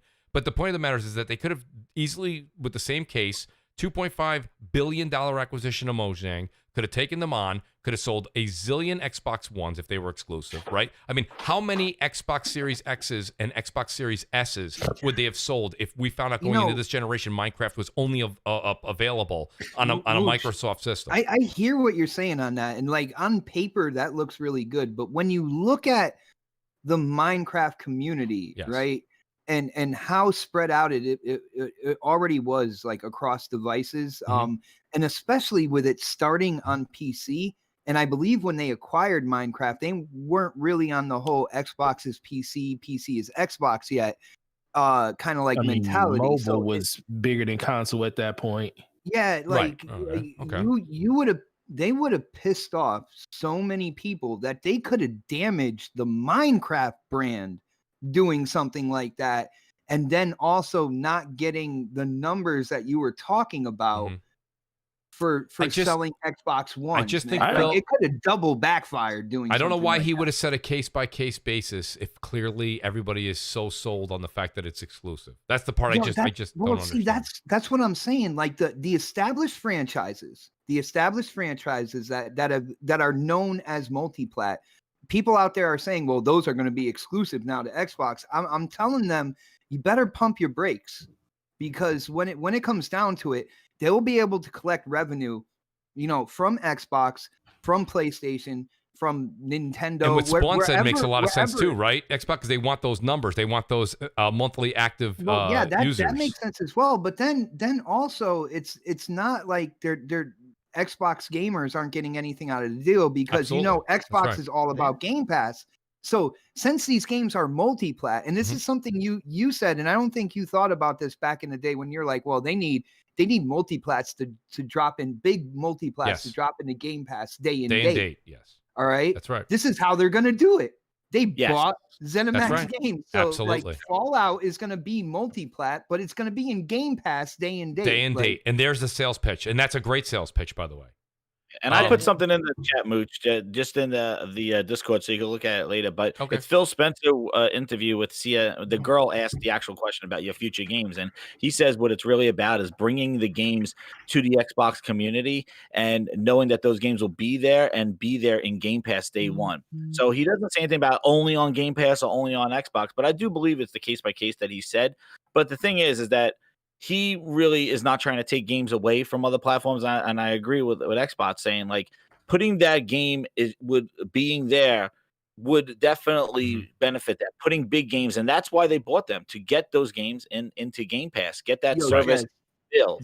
Jez, you know what would really be the hook here? Like again, I'm gonna go to Fallout. The next Fallout is multiplat, right? But because of the studios that Xbox owns, they branch off the franchise of Fallout New Vegas, and they make the sequel to New Vegas, and they franchise that as kind of like a branch off of the Fallout series. And the New Vegas would be exclusive to the Xbox platform. That'd be a smart move. That's smart. That's the stuff they need to do. That's exactly what they need to do. Like they got to do that stuff. So like, if you're a Fallout fan, you can play Fallout wherever you want. But if you're a diehard Fallout fan, you're going to want to be on Xbox because this game is here as well. Just like the WandaVision, what that did to the Marvel thing, like it brought all those diehard Marvel people doing every week, doing theories and stuff. Like it brought so much, lore into the subscription, not just the movies. Mm-hmm. Yeah. Now let me do this. So guys, I want to switch subjects. We really talked in depth about those two subjects for a while. Spawn, I asked him, I said, listen, there's a lot of Nintendo news, and there's nobody who does Nintendo coverage like Spawn Wave Media. Spawn, honestly, people have been clamoring about this. I know you've been doing videos for a while. We've kind of talked about it, but we don't talk about it in detail because unless it becomes solid news, I just can't get an audience to wrap their ears around it, but they are really into it right now. Nintendo Switch Pro specs were kind of revealed recently, and I know it's leaked, right? It's not confirmed. It's a report from Bloomberg, so it's pretty good. Coming from manufacturer. Yeah, this report is. I'd lean more towards this being correct. Yes. What could you get into detail? Because I know you've covered it in depth on your channel. What is it that people that are kind of thinking about buying a Switch right now, should they hold off? What are the perks, I guess, to waiting for the Pro? I mean, the perks would be this sounds like it'd be a more high-end Switch, essentially. Build quality could even be higher. It's really hard to say with the report that we're seeing as to, I guess, just the overall pricing of it, the quality. It does sound like it's going to be geared towards someone who's maybe looking for that like higher end experience. Once OLED comes into play, that's when people start listening and they're like, oh, okay, so this isn't going to be like a cheap LCD or something. It's gonna be, we're talking OLED. So if you've used the first generation Vita, for example, that had an OLED in it, and it looks much better than the second generation one they did that has an LCD. So it's almost like the reverse for Nintendo. They're going from an LCD to an OLED display. And they're gonna, for the report anyway, says they're gonna keep it at 720p in handheld mode, which probably makes sense considering half the games on the Switch don't even hit native resolution in handheld mode anyway. So like it just would be a waste of money, I would assume, with the rigid OLEDs through Samsung, because this is a very Nintendo thing to do based on the report, is wait for the part to get cheap enough so that they can still release it and make money on it. And it seems like they're taking advantage of Samsung not being able to sell these rigid OLEDs to anyone else. So is this is a great move by Nintendo also to, remember, I think we talked about this way back last time you were on the show, and we were like, how are they going to be able to have an upgrade? I mean, we've got cartridges, we've got a certain circumstance here with Nintendo and what they've built, the successful Switch empire, if you will. How are they going to do this? So this is kind of an upgrade for some, but others may feel like, the 1080p docked console they have right now is fine, right? I mean, it's not, it doesn't seem like it. I think the Nintendo diehards are going to go and upgrade. Do you think that this is something that because the 1080p version is going to be cheaper, or the Switch Lite's going to be much cheaper? Mm-hmm. Are they going to run into a problem selling this thing, you think, as far as that, or no, this is going to sell like hotcakes regardless? I think it'll sell pretty well. It's also going to come down to the marketing, though. Like they need to make sure that they at least differentiate the system from what's out there now and explain why people would need it. People are wondering if it's going to be more expensive. Is it going to be a $400 system? It's hard to say, but I think they're going to stick with the idea of this system probably leveraging some sort of AI upscaling to get the 4K output. And that's which would probably lean on, we would assume, NVIDIA's DLSS and using that through, I guess, a new Tegra chip, because as far as I know, the Tegra now that they're using, the X1, wouldn't be capable of something like DLSS 2. So they'd probably have to develop a newer chip, which is where people are thinking, okay, it's probably going to get more expensive because of that.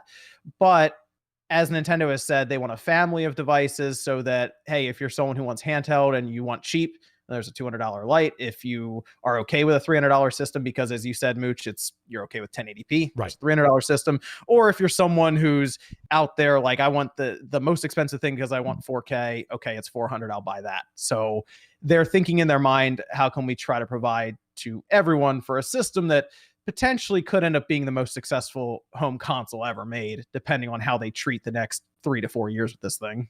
So now, if they were to try to get DLSS on the Switch Pro, I mean, Tegra is out of the question, because I mean, even with the Pascal architecture on discrete cards, that wasn't capable of DLSS either. So I'm thinking it's got to be, if it's going to have DLSS, it's got to be the lowest, cheapest touring card or mobile version of the touring card, like the 2060, like a mobile version 2060, with definitely some features turned off to kind of deal with cooling issues. Smaller form factor. Yeah, that thing's going to run super hot. So you got to turn off some things to kind of deal with the cooling issues. But I mean, it's doable. But then at the same time, that's still going to be somewhat way more expensive than what you were getting from the before. Unless the NVIDIA is just down for a major discount. I don't know. Well, they have AI upscaling that they use in their Shield right now. Their Shield TV. It's not DLSS 2, but they still have done it with a Tegra before. And I think the issue we're running into is the Tegra has never been a successful chip. It's never found a place to be successful. So NVIDIA, outside of making them for like self-driving cars, hasn't had the need to develop it further for like a home console or a gaming system. So my thought is maybe they would be working with Nintendo now that it's found success to work towards something like that, because from what I've been hearing, it would be using some sort of AI upscaling. DLSS is what we know of from NVIDIA. So we're just trying to put the pieces together as best we can without obviously knowing the whole picture. Do you think there'll be something with the new dock that it's going to use? Like maybe there's some enhancement in there or a fan or something like that. That's a good question. Yeah. I always thought that was the best case for Nintendo, to have like a 720p console on the go for battery, because you don't want to like max out the battery life to like only an hour with like pushing all these high reses. And then when you put it on the dock, that's when you want the high res.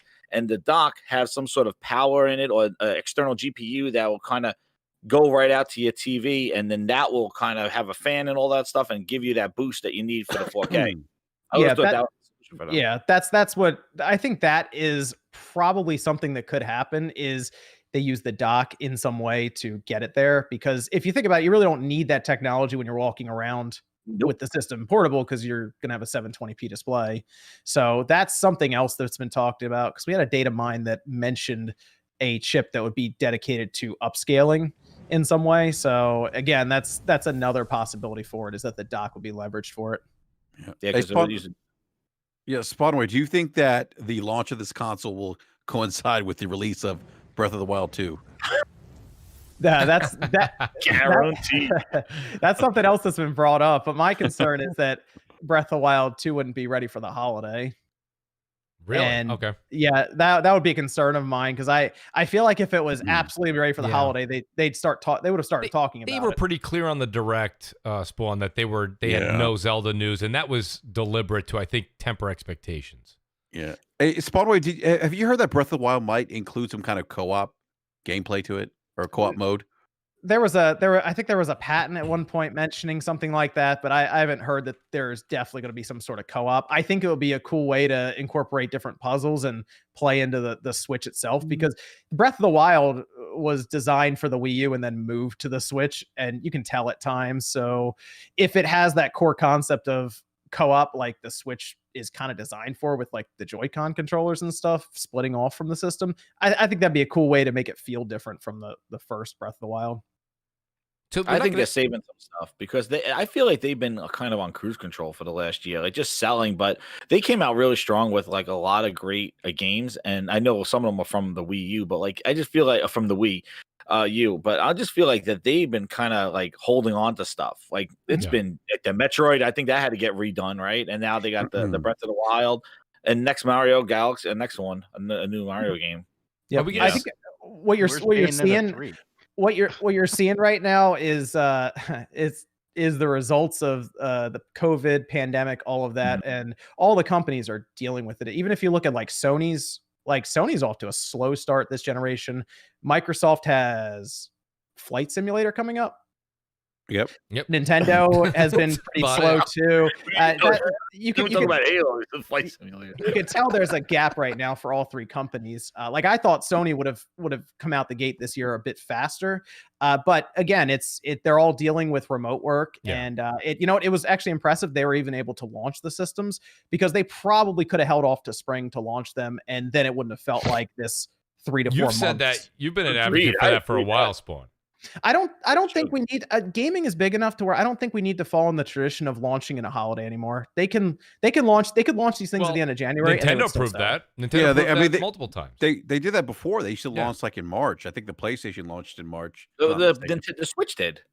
The Switch launched in March, but generally, like the past 2 generations, we've launched in the holidays, and I don't think it's necessary anymore. You don't need to do that, because gaming's so big. Yeah, they're gonna set you can't find a PS5 anywhere. You know, no. What's the rumored name of this going to be? There's a few people in the chat asking. It's not going to be the Switch Pro, or you think that may be the name? Oh, Nintendo will probably call it something weird. So Super Switch. I feel like they'll call Switch it double XL or something. I feel like they'll better call not be the Switch U. Honestly, I think they'll call it. I think they'll call it New Switch. Yeah, it'll probably be called New Nintendo Switch or something. New Nintendo Switch. Yes, I'd actually like to see them call it the Super Nintendo Switch. That would be that would be awesome. The Super Switch or the Super Nintendo. I want that shit, man. I asked RGT was on. Call it Super Switch and use the same kind of font style as the Super Nintendo and everything. That'd be awesome. That would be great. Nostalgia is a hell of a drug there, Xbox. Give it like a Famicom edition. Yeah, that's nasty. Make the same color as the Super Nintendo too. Oh damn. RGT85 was on Spawn a couple weeks back, and I said, "Do you think they'll name it Super Switch?" He's like, "No." That's what he said. I think he said. I'm paraphrasing slightly, but he's like, "No, I don't think they'll do that at all." They'll probably call it something weird. I can pretty much guarantee that. It's it makes sense to call it a Switch Pro if it's going to have these higher end features, but they'll probably call it New Nintendo, just something weird. Yeah, no. So that is there anything else? I mean, are they revamping the Joy-Cons? Is there anything else you're hearing maybe that might entice a customer that says, you know what? Are they getting rid of that feature called stick drift? Well, Can we get it. Can we get actual gamer tags instead of a social security number? Well, and goddamn achievement, Mario coins. You're asking for too much. Earn stars. You're asking Nintendo to do something correct with their online. That's probably not going to happen. Nintendo and online is like oil and water. It's horrible. They're gonna renew it next month, man. They're drip feeding that torture chamber and that friggin' subscription service with those games. The Super Nintendo games and Nintendo games. Like, oh my god, where are you finding these games, dude? Come on. I love that they're just there in the collection, though. You know what I mean, Jez? So I got one more question for Spawn Wave. So you think that this might launch holiday of this year then, right? I feel like they would want to push it out similar to how they did with the Switch. The Switch Lite came out in September 18th. So I don't. All right, if it goes into production in June or July, they would probably want to launch it probably October then. Yeah, most likely, because people seem to think that you can produce a system for a year without selling it, and these companies don't do that. So if it really does go into production in June or July, I would expect it out no later than November at the latest. Yeah, but with the shortage in chips right now, because that's kind of a big thing right now. It's not just impacting the console industry; it's impacting phone, PC, automotive. I would imagine then that this thing's probably going to be in very limited supply. Well, if it's the Tegra chip, the Tegra isn't used in anything else, so you're good. That's true. That's right. Yeah, that's a good point. Yeah, pay for that extra stuff. Yeah. So that's the thing that I thought too would come up is what about that chip shortage that everyone's running into? Because even self-driving cars are being affected by it now. Yeah. And I don't know how this is going to end for the next, even a year. Like you might see PS5 and Xbox systems still being very limited this holiday. I think so. Yeah, absolutely. That's what I hear right now. Like Sony said, they're going to try to do 14.5 million PS5s this next fiscal year. That's less than you would expect from them, and a lot of that has to do, according to them and AMD, just the chip shortage. They can't do much about it. Hey, can't sell them if you don't have them made. No, that's a very good point. I did want to kind of bring a quick subject up, and then I'll move on to another subject. So I purposefully put this into the topics. I don't know if you guys saw it. Marvel's Avengers is rumored to be coming. Well, not rumored. Pardon me. I believe it's March 18th. They're going to have their PS5, Xbox Series X update. Dead. And the reason are people still playing this game? So I purposefully put this on here because of you, Spawn. I saw your tweet where you said, I want to make fun of this, but it's basically not even worth your time. It's really not. So they came out and they said basically they're making loot grinding harder, longer to obtain any of these materials. Where are we with this game? Is this game, and this doesn't need to take a lot of our time up, but I mean, Spawn, I'll start with you, and I know Slow-Mo's been very opinionistic about this game too in the past. Is this game dead? Is it over? It's not getting good. I don't know what they do with this game, because like you feel like the most fun you would have in a game like this is the end game part. At least that's in theory. You get to the end, you have all these cool abilities. They come up with these cool raids that you do, and you work together. You get these cool, weapons and stuff or whatever equipment. It sounds like another game that you're talking about. But nowadays with service games, that sounds like 10 other games, right? As the basic formula, but they're not even like getting that right. I don't know why you make it harder to level up in a game that is already unappealing to a lot of people as it is. Right. And they had so many missed opportunities with this game, man. They could introduce new villains and have them as raids. Yes. Yeah, I don't know what the hell they've been doing. I know COVID and all that other stuff, but their lineup of next characters, they did. Well, they did 2 arrows. Like, you got 2 characters that are basically the same. Hawkeye and his daughter, like, or whatever that is. Like, I'm just like, well, it's Hawkeye and Hawkeye. So 2 Hawkeyes then. 2 Hawkeyes, the girl Hawkeye and his. I'm like, why would you back them up right back to each other? Why would you? There's so many. Like, they had nothing tying in with WandaVision. They could have had like Vision in there. They could have had. They had somebody. Like, they did nothing. They just are sitting on there with the stunt doubles. That's it. I don't understand it. The Avengers stunt doubles. I don't know what the hell is wrong with those guys. Like, they had so many opportunities. I don't know if it's Marvel. I don't know if it's them, but it's just failed, man. Horrible. Yeah, I remember when we were going all back and forth about the whole Spider-Man being exclusive to this game, and I was like, I don't know why y'all so upset about this. This game is gonna probably be dead before this DLC even comes out. Right, that's exactly why I got it on PC right now. Because I was like, I would want to play with Spider-Man, but then it's not coming out at launch. It's coming out sometime in 2021. I'm like, okay, I don't even know if this game is going to be around, or whether you're going to have a minimum of 1,000 people even playing the game at that point. I said, I'm just going to get it on PC where it's going to play the best, which turned out to be the best decision. Or maybe the best decision probably would have been not playing. And I'm going to see what the upgrades. Yeah, I'll see what the upgrades look like. Like I liked the story was good, but like after that, I had no incentive to even play any of that. The campaign was good. I like what they did with Kamala Khan. She was. That was fine. That was all right. Yes. The campaign was great. It was great. The biggest problem, and if you guys alluded to it, I apologize. The biggest problem is one of the things that I thought was not going to be a problem, and it ended up being the biggest problem, and that was the fact that your cosmetics didn't show, right? I mean, I think ultimately, because when you stop and think about it, when we just did some discussion on Destiny, and with that, I think it was Slow-Mo that got into it. The thing about Destiny that's so alluring and it still keeps people is like you put your time in, you acquire this loot, and then you show off your loot. And the problem here, right?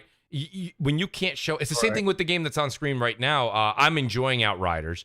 Myself personally, I'm not saying it's for everybody, but I'm enjoying it. But I love that. I love the loot. It's good fun. And I love the minute that you get done and you acquire new loot, you put it on, and for the most part, it looks better. It looks pretty cool. It's just that's why you play the game, right? It's like they say, we play the game for 2 things. Apparently, we play to win, We play to look better. I mean, I don't know. It sounds really, really play to win the game, right? So, I mean, that's my take on it. So I guess I'll ask. And I'm starting with Spawn just because we only had him for such a limited time. But in all honesty, I think we lost him. Actually, he's probably got to jump back in. He got dropped out for a second. All right, he'll be back. But the thing about it is that I'll start with Slow-Mo because me and Slow-Mo joined me on my stream last week, and I haven't put the game down. I've got like 2 maxed out classes now on, I believe, Xbox and on PlayStation. I have not. Shame on me. I haven't done the Technomancer. And what's the other one? The Destructor. The Technomancer. Devastator. Yeah, I love that. Those 2 I haven't done yet. I've maxed out the Pyromancer and I've done maxed out the Trickster. I love those Trickster, 2. baby. Trickster. Slow-Mo, what's your take on it? And then we'll kind of go around because I think this might be one of those perfect timing games. April 1st, you're going to get a good month with this game, and I think a lot of people are going to be jamming out to it. Yeah, I think it's actually coming out at a really good time for looters. I mean, you got Destiny, which is going through its usual phase of discontent from the Destiny community.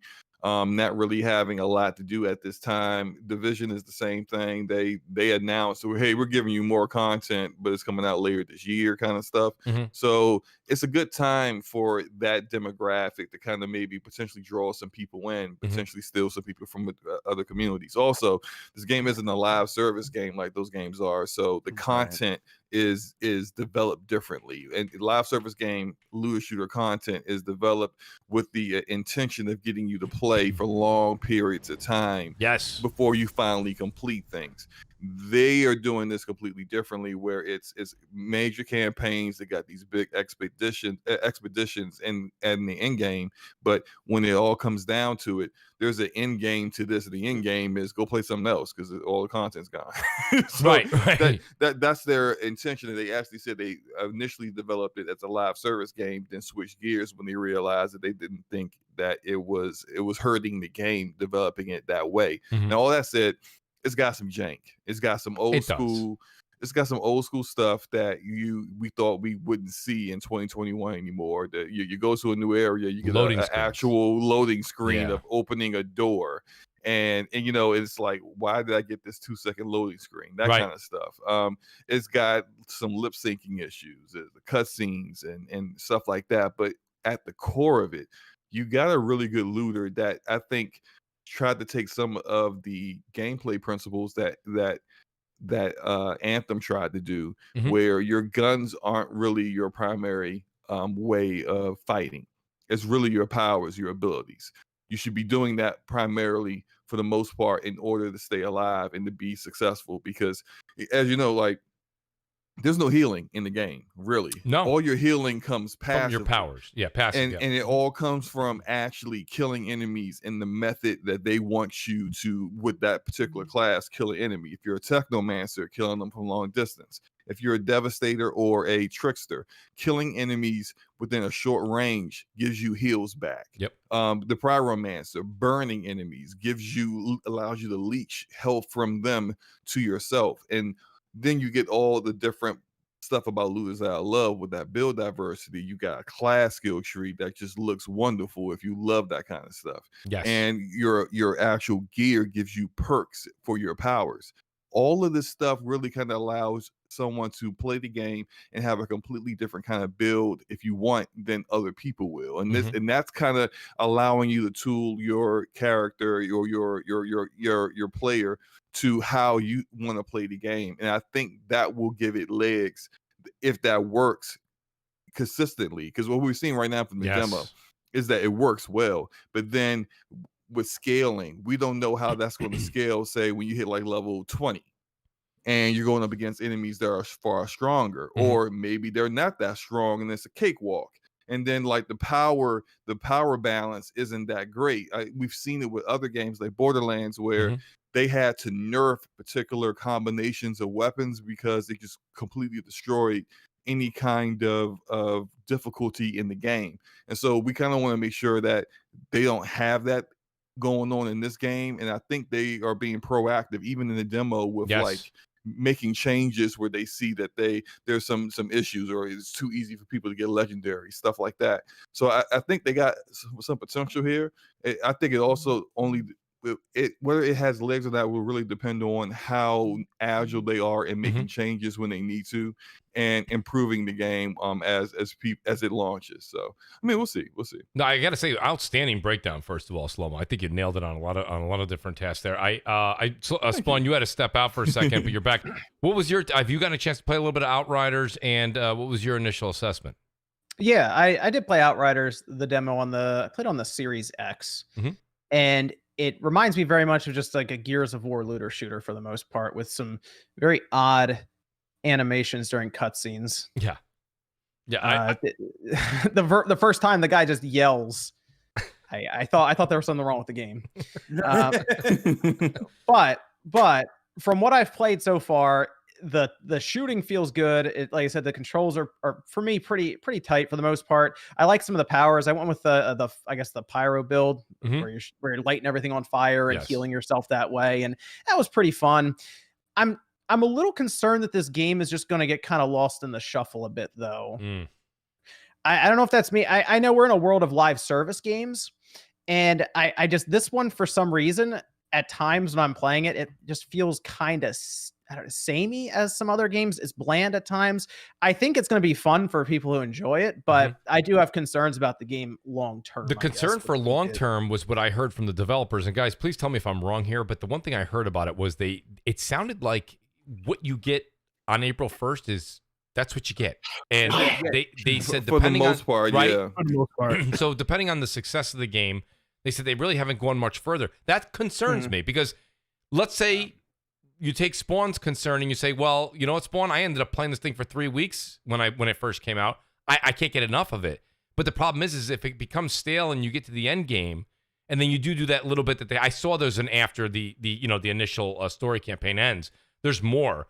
But if there's not enough, called the expeditions. Yeah, but the expedition, right? That's what they said. This isn't a live service looter. It's more along the lines of like, because Borderlands isn't a live service looter either.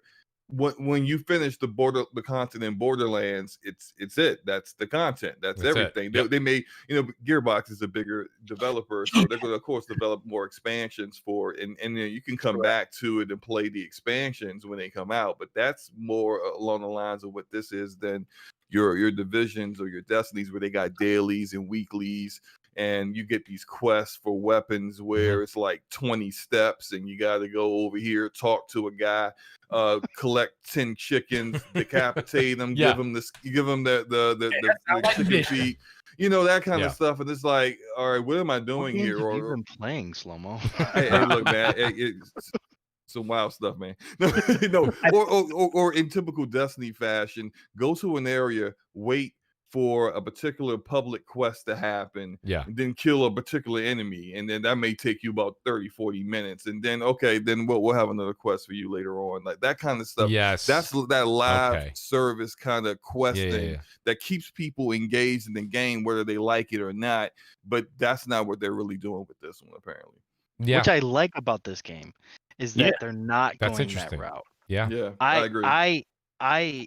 I see this more as like an RPG with some end game stuff that the kind of will make it a little bit longer, make it kind of have a little bit of a longevity to it. But then once you're done, you're done. And then maybe when they come out with DLC and stuff like that, that's when you can go in and expand upon that and play it more. Well, that's what I thought too, Goldblum. But my only problem with that is once the developer said they really haven't been working on much for the post game, I'm thinking that was what I was hoping to hear them say. Well, we have DLC coming, blah blah blah. Well, I think DLC might be 2-3 years out.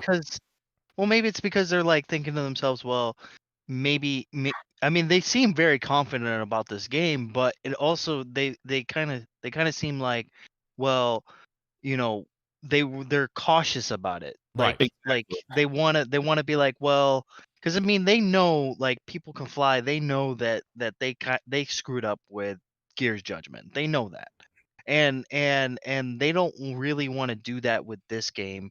So maybe they are actually working on content. They just don't want to say it yet because the game's not out yet. The game hasn't, established a community yet.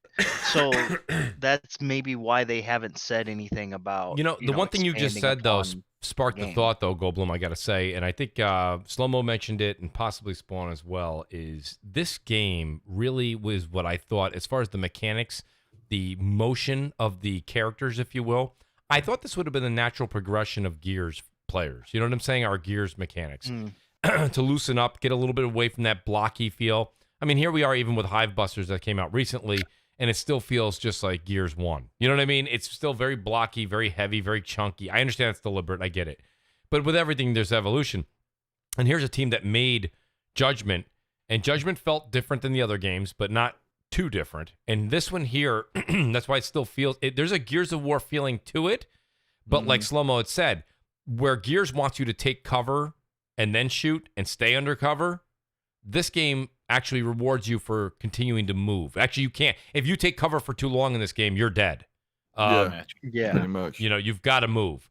So that's deliberate. But, I did just find the quote from the game director about the whole post-game content thing. Okay. I'm not going to say his name because I know I'm going to butcher sorry. it. But he said, we don't mean by, quote, this is not a live service game that will abandon the game immediately after launch. Even if the game isn't super successful, we still have plans to make some adjustments to the balance and some other things. But if the game is more successful and people like it, we're more than happy to create more adventures. It's up to how players react to the game and how they feel overall about the game. So I think they're kind of in a wait and see. That's new though, isn't that? That's something new for us. I think they're waiting if the game launches and it's a huge success. A lot of people buy it and play it. Then they're like, all right, let's green light our additional adventures, additional content. But if it's not, they'll just have a skeleton crew making little bug changes and adjusting things, but have the bulk of their studios working on whatever else they got going on. I think this game has the biggest advantage right now is because there's really everything's dry right now. Like every console is dry right now. So this game has a good advantage of becoming a hit with people because they're like, well, I have nothing else to play, so I'm gonna pick up Outriders just because. And it doesn't mean that not everybody will enjoy it, but I think there will be a majority of people who will buy it and be like, I'm gonna continue to play. Do you think having the demo this long though, Goldblum, is a good move, or should they have put a time limit on it? I think they should have put a time limit on it actually, and said, "Oh, we're only gonna do this. You have it for this long, a week or whatever." I mean, I think them giving the demo out until the game launches is kind of like, Well, it just may tire people out of it a bit. Yeah, that's my only grief with it. I'm enjoying it, but here I am. I still haven't done two of the four classes I haven't really meddled with at all. And I'm just kind of like, I don't want to get burnt out on this right now. The same thing over and over. So I want to wait until April 1st. That's why I stopped playing the demo because of that, dude. Yeah. I was all like, man, I do not want to get burned out. They are in a good spot though. You're right, because April 1st, there's like nothing really coming around.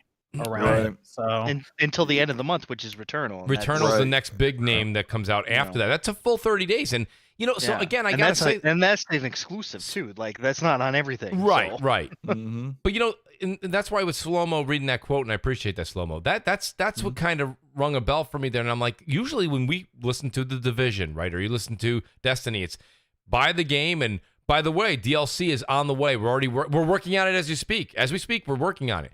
This year, they're like, well, if you guys like it, we can certainly make, it's like, I don't know. To me personally, I was kind of hoping I would have been a little bit more amped for this if they said that the DLC or the continuation was in the works. To see that it's a wait and see, it's weird because what have we been saying, Spawn? We've been saying that these guys have been why this is the developer said that, right? Yeah. For the game. Well, they probably have to wait to see what Square wants to do.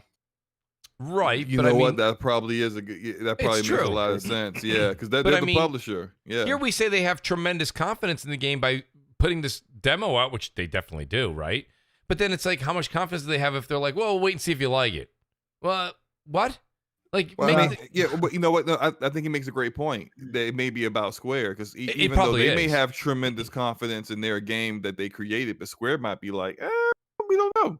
Right. So right. And they're the publisher. They're the ones that actually provide the money to allow you to do absolutely. further development. Yeah. I don't think Square had a ton of confidence when the game is 2021. This game has got peer-to-peer, and this is a game that has focuses a lot on co-op, and you got peer-to-peer co-op instead of dedicated servers. Yeah. I mean, that's unfortunate. That just seems to be the direction a lot of developers are going in with their publishers when it comes to peer-to-peer. Games that shouldn't have peer-to-peer that you would never think would have it. I'll tell you guys, I ran into that issue playing this game last night. Like, I was playing and I joined a buddy of mine's and literally lost connection to host. I hadn't seen that in ages. And it sucked. It was right when we were about to collect our loot and I got tossed. You know what I mean? It was like, you're out. I think, they came out at a great time right now where it has been dry, just like what Spawn was saying. And I played it. I thought that it was first off, the thing that shook me was, man, the character models looked so horrible. Everybody looked like a creator class. Everybody looked like my creator random generator. I'm just like, stop. I skipped all the cutscenes. Like I was just like, please, I can't see these people. Let me just go do the combat. Combat's solid. I think that they hit that on the head, and they did Bulletstorm. They know how to do their combat, and I think the combat was pretty solid in the game. I just don't know, again, the longevity, and it did feel, again, I get this feeling of it just felt a little generic. I like the story though. Like I thought the story about landing there and getting these powers and having that stuff, I think that was really good, but it did feel a little bit like Gears Light to me. Like, I'm just like, Gears looks incredible, and I'm like, this game really, and I think spoiled with like the whole next gen aspect. Like, again, it's sort of like a cross gen game, and I'm just like, I don't know if I want to like go back to really strike. Well, that's the thing. So, Jez, I think the fact that this is a buy the game and the entire game is in your purchase, I think that works in your favor in that case because, yes, I think a couple of things. I mean, and your concerns, by the way, I'm completely nodding my head up. I agree with you. I agree with you. Those are valid concerns. But because I wouldn't use the word one and done. It's not like that. But you will play the game. You'll play in its entirety. You'll probably be sick of it by April 30th. And then, like we were just saying, you've got Returnal, and then May is stacked. Yeah, you don't have to worry about like a 10-year. Oh, this is a 10-year game. Like, no, you don't have to worry about that. You just get it for what it is. You play get it for what it was. Now, okay. So one last little volleyball I got to throw up for you guys, and then we're it's Friday night. Does the game works offline and everything? Yeah. I don't know. I don't think it does. I don't think it does. I don't think so. I think when hold on. servers were down. This isn't a live service game though. It uses Azure servers. You know that? It uses Microsoft Azure PlayFab. Yeah, it says in the beginning. That's interesting. Okay, I thought it would play offline if it wasn't a live service. It's just because they save all of your information to their clouds, to the cloud service, so you don't have anything saved locally on your hard drive. It's pretty much like Destiny and Division does. Whenever you log in, all that stuff's there, no matter what system you're playing on. Yeah, my concern though is if the game doesn't work and like a year from now they just pull the plug on it. Yeah. Right. I don't know. Well, speaking of that, this is just the demo. It might be. Yeah, it might that's true. It might change when the full game comes out. Maybe you can play it offline and everything. I guess my question for you guys then is this: drop in, drop out. So those concerns are valid, but what about this concern then? This I'm assuming is going to be a $70 retail, correct? No, 60. I think. No, 60. Oh, they did say 60, so they're going to stay at the $60 price tag. Yeah. Okay. All right, so while I have you on then, Spawn, I did want to bring up the $70 tag with you because I know you've discussed it as well. We've discussed it here on the show. I guess Returnal. We'll pick on Returnal. Poor Returnal. I feel so bad for it because I think the game's going to be a ton of fun. I really think it's going to be great, and I think a lot of people are just going to give it bad press because it's $10 more than usual. Right? Spawn, is this $70 thing, is this bad for Returnal, or is this bad for gamers in general? I think in Returnal's case, real quick, they should put a demo out for that game. Just to put it out there. Yeah. After that game needs a demo. They need that demo because it is. I think new IPs will be harder to establish with that $70 tag. I agree. I'm already seeing with Returnal, people are like, the next PS5 game I guess I'll get from Sony is Ratchet, and I'm like, I mean, you might maybe look at Returnal a bit to see what you think about it, but like I'm gonna pick up Returnal when it comes out. just because it's Housemark, and I'm like, well, we'll see what Housemark does with this. It's interesting. It's different for them. Absolutely. So, I'll check that out. But the $70 tag is very weird because not every company is doing it. Like we just talked just now about Outriders. Is it 60? Is it 70? I don't know. And so we're kind of seeing these game reveals, and then we stop and we go, well, is this a 70 or a 60? And is it a 60 because it's not as good as a 70 game? And like it's gonna be this it's gonna be this weird transition over, because for some reason you see 2K21 come out, and that's $70, which is odd because they make a lot of money off their microtransactions anyway. But yeah. But well, it's hard for them to say they need to do that when then they report that they made $800 million. The games that know they could do it were the games that were going to do it. Yeah, it's like 2K. I mean, what other basketball game do people buy now? Well, NBA Live is no longer, right? Yeah. So it's just you're just buying 2K. So yeah, of course they'd raise that price. Like that would be a case where competition would be good, because then they can be like, maybe we'll wait and see what EA does. But like EA can't seem to put a basketball game out. We've made a couple of good points here, but Spawn, all in all, I mean, $70 does seem to be where we're going. I mean, we all sit there online and everybody generally complains about it. Of course, like, I'm a mooch. I don't want to pay an extra $10, but we also kind of come to terms here that it's been $59.99 for a AAA game for, almost 2 decades. Mm-hmm. I mean, at this point, like, gas goes up, milk goes up, sneakers go up, jeans go up, everything goes up. So, I mean, to say that it goes up if they went up $20 or they go up $10 a year, well, then you're going to hear me really, really being loud about it. But like, if it's $10 for the next, 20 years, I think they're just kind of slowly doing it. And I think the problem I have here is it's kind of like a Band-Aid, right? You rip it off. These games that are coming out that are 60, and then there's some that are 70. That's where you get the consumer a little bit more, I think, riled up. And I don't blame the consumer. I'm what? I've thought about this a good bit, and in my mind, I'm saying, okay, you know what? I'm okay paying $70 games for some games that feel worth it to you, right? But we're at times, especially this recent generation, we've been asked to spend full price on games that just aren't ready to release. Yep. Yes. That happened. That's happened quite a bit this generation. If you look back on it, to the point where we just talked about Outriders, and we're like, I wonder if they're gonna continue it. Like right. that's not something you would expect to ask about like a game like full price game or anything. That's right. So it makes that $70 price a little harder, because you're gonna hesitate a bit. You're gonna say, well, I'll see how this turns out, and then their first day sales, even their first month sales, might be less because of that, and then maybe they lose confidence in the game. Maybe the publisher's like, well, I guess the first month sales wasn't good, we'll see how this plays out, but we're going to pull back from this, and then the snowball effect for a live service game kicks in. But right. The $70 tag is interesting because more people than ever are buying games, and these publishers and developers are figuring out different ways to monetize outside of that initial purchase price. And the metric we're told is monthly active users, because that leads to monthly active spends. So you figured you get more people in, like Fortnite, which is free, and you make more money. Or Warzone. Warzone makes like an obscene amount of money. Yes, it does. So it's short-sighted for me to look at that and say it needs to be $70 when they're making billions of dollars at $60. Yeah, and Warzone's a really that's an interesting case too, because Warzone is free, but people are still buying in record numbers the Call of Duty that comes out every single year. They buy the $100 version all the time. Right.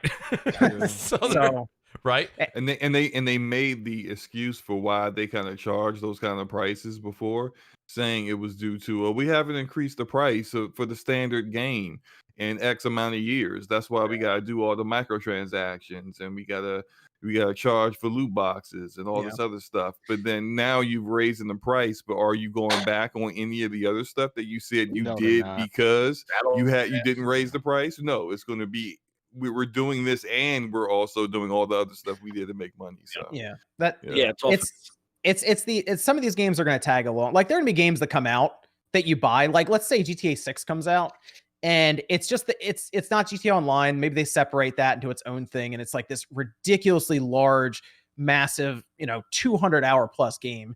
Yeah, you're gonna be like, that's $70. That makes sense to me. But then you get the NBA 2Ks or the Maddens or stuff that come out that depreciate in like a month, or it has microtransactions and walls to make you earn this, currency, then you're gonna feel like, it probably wasn't on the same level as GTA 6 and wasn't worth as much to me. So you did a video on it today though, concerning GTA 5. Did you not Spawn? And they're adding a whole bunch of new content. I did a video because the Take-Two CEO said gamers are ready to pay $70 for games now. Oh, okay. I thought that was really funny. Yeah, I saw that interview. I mean, wow, that guy. Yeah. So does that mean GTA 5 when that comes out for the PS5 and the Xbox Series X is going to be $70? You mean GTA 6? Absolutely. Oh, GTA 6, yeah. GTA 6, yeah, but I mean the upgraded GTA 5. No, I would assume those would be free upgrades. I mean, they're making hand over fist on GTA Online. I don't know. Said, from what I've seen about it's gonna be costly. And then Sony said it in their first presentation. Didn't they say something like that? What their online is gonna yeah, the online was free if you got it within a certain time period. It had to be like the first month that it was out or something like that. Yep. Yeah, they said at the beginning of their first the reveal. Okay, that was back in June. Everybody's like, you start with an old gen game, let's. I think GTA Online should just become its own thing and it should just be free. Just like Red Dead. Yeah, Red Dead. Yeah, just make it its separate thing and make it free, and then just keep the GTA 6 stuff single player and how GTA used to be. Mm-hmm. No, I completely agree, and I just wanted to get everyone's point on that. We whenever we have a special guest on, I want to get that set because everyone still discusses it, and I think that you have to be careful because you say that, and then people will throw tomatoes at you. I think it comes down to the fact that we're in an era right now where these prices are going up, and you hear somebody from Take-Two say something like they said, or anybody else that's coming from any publisher house, and people get angry. Of course, naturally, it's a natural response. But the $70 thing, and people are going, well, Microsoft isn't doing it. Well, Microsoft hasn't had a game out yet, so we don't know what they're doing. Yeah, that'll be interesting. I mean, they're gonna do Game Pass and push that. I mean, to Microsoft, they should be excited for $70 games, even if they're not going to charge it. That just means that they can technically charge more for Game Pass in a year or two. Well, that's the thing. Thank you, Spawn, for saying something that I've been saying for a very long time. Everyone's like, come on! It's first of all, there's the dollar deals out there. You can get them you can get like 14 days in Cheetos. But besides that, right, anywhere you want to get it, it's there. But this is not going to be $9.99 and $14.99 forever. I remember back in the day, Netflix was $8.99 a month. Now it's up to $12, $14, $17.99. It goes up and up and up and up. Yeah, it's like what? Microsoft wants you to pay. Microsoft's eventually going to have Ultimate at $19.99, and people don't like to hear when I say that. They're like, "Come on, Mooch, you don't know that." I certainly know that. Not going to go down. It's not going to go down. Yeah, certainly not going to go down. For sure not. So, I mean, when it comes down to it, and thanks for saying, that's what I said, when Spawn said it, maybe someone will listen now. I think that's the point. I think Microsoft is going to go ahead and have a $70 tag on their games, and then it makes, to me, I thought you were going to go this way, it makes Game Pass look more enticing.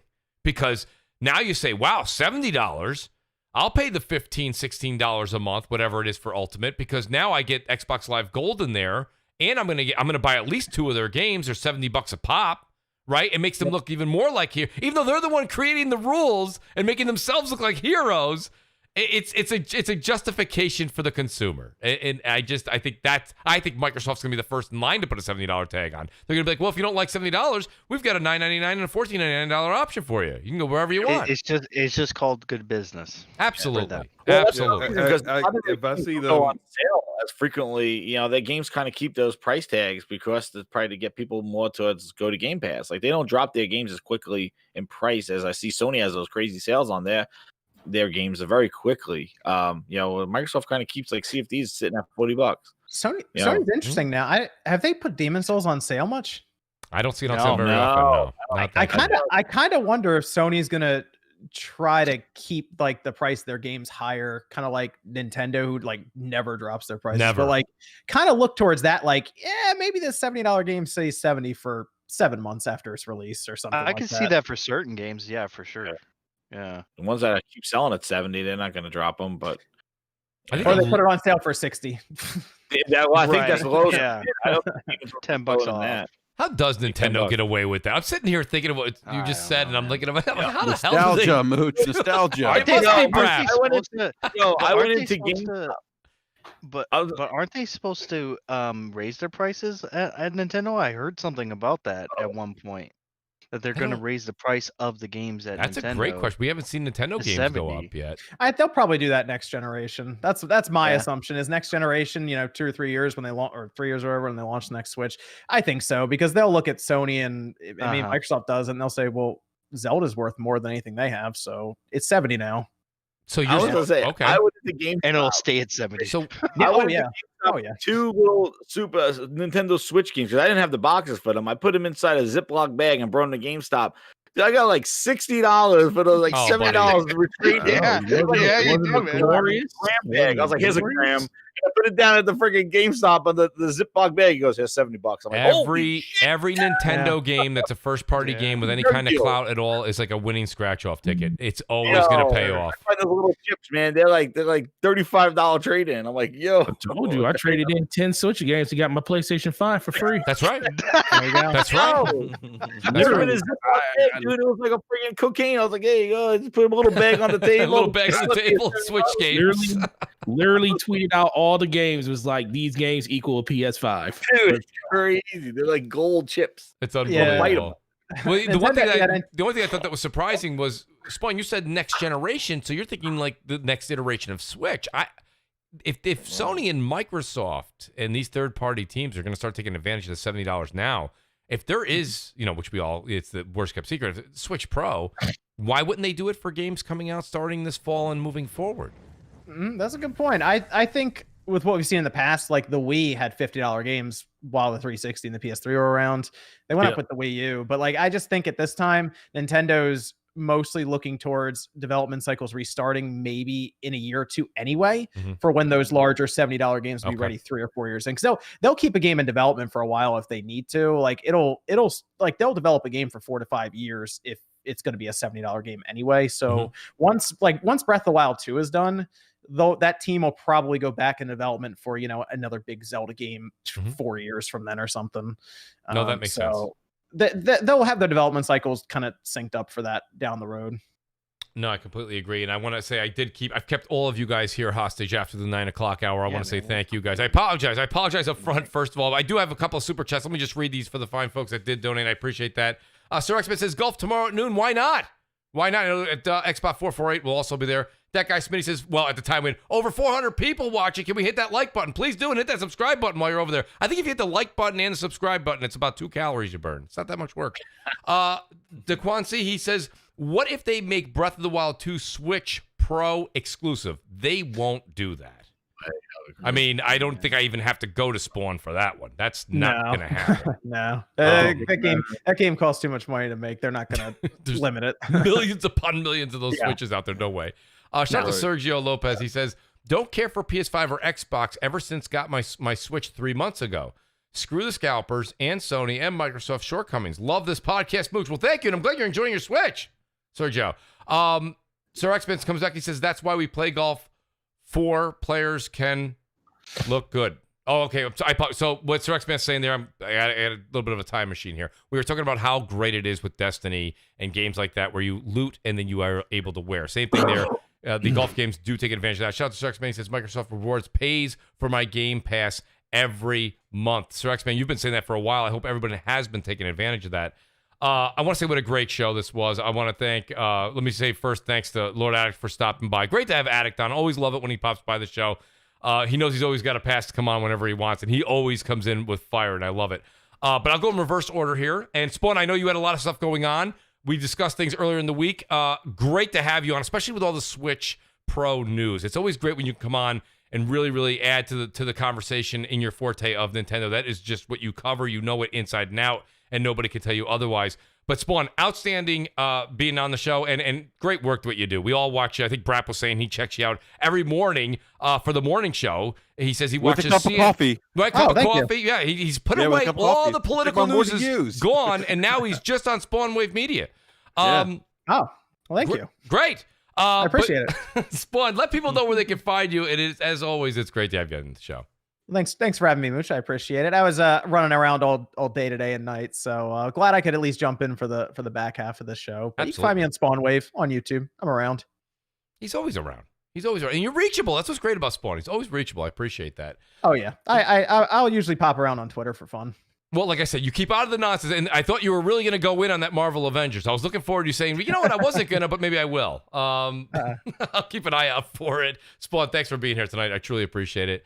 Then I got my buddy here, Slow-Mo Backside, who also had things going on with his family, taking care of things, doing his own stuff. He did DPS podcast with Forte last night. Great show. By the way, shout out to B-Money. Thank you. And Slow-Mo, thanks for being here, buddy. I know you had a lot going on as well, and to have you here and just your breakdown of Outriders alone was worth the price of admission for everybody tonight. So, Slow-Mo, let everybody know where they can find you, and thanks for being here tonight. Hey, no problem, man. I always enjoy joining Crossfire and, chopping it up with the fellas. Yes. A great show. Absolutely great show. Great chat as well. You guys can find me on my own YouTube channel, Slow-Mo Backslap. I do videos, at least 3 or 4 videos a week, including DPS podcasts with the homie Gaming Forte. We switch off on between my channel and his channel. So, check him out. Check me out. Same name on Twitter as well. And you guys have a great weekend. Appreciate that, Slow-Mo. Thank you. Then I got my buddy here, Dark Optimus, a.k.a. Goldblum. Goldblum, thanks for being here tonight, buddy. I really appreciate your input. And, you bring that whole Hollywood avenue to the show that we don't get on a week-by-week basis. So thanks for being here, buddy, and let people know where they can find you. Yeah, man. You guys can find me on Twitter at Dark Optimus. You can also find me on Xbox and PlayStation at the same name. And as always, you guys can also find me on the next podcast every Thursday at 7 p.m. Eastern, or no, 8 p.m. Eastern, 5 p.m. Pacific, or 4 p.m. Pacific. No, 5 p.m. Pacific. Sorry, 5 p.m. Pacific. I'm sorry, man. He always changes it. How much tequila have you had tonight? He's always changing it. He's always changing it, man. And it was awesome to be on a podcast with Spawn Wave Media, because I watch your stuff. I've been watching you for a long time now, man. So it was an absolute pleasure to be on a podcast with you, bro. Oh, thanks. Awesome. Awesome, Dark. Appreciate that, buddy. And then I got my buddy here, Jez7780. Jez, great to have another New Yorker here that can scream and get aggravated as easy as I can, buddy. Good to have you here tonight. And let everybody know where they can find you. Hey guys, thank you so much. Awesome show.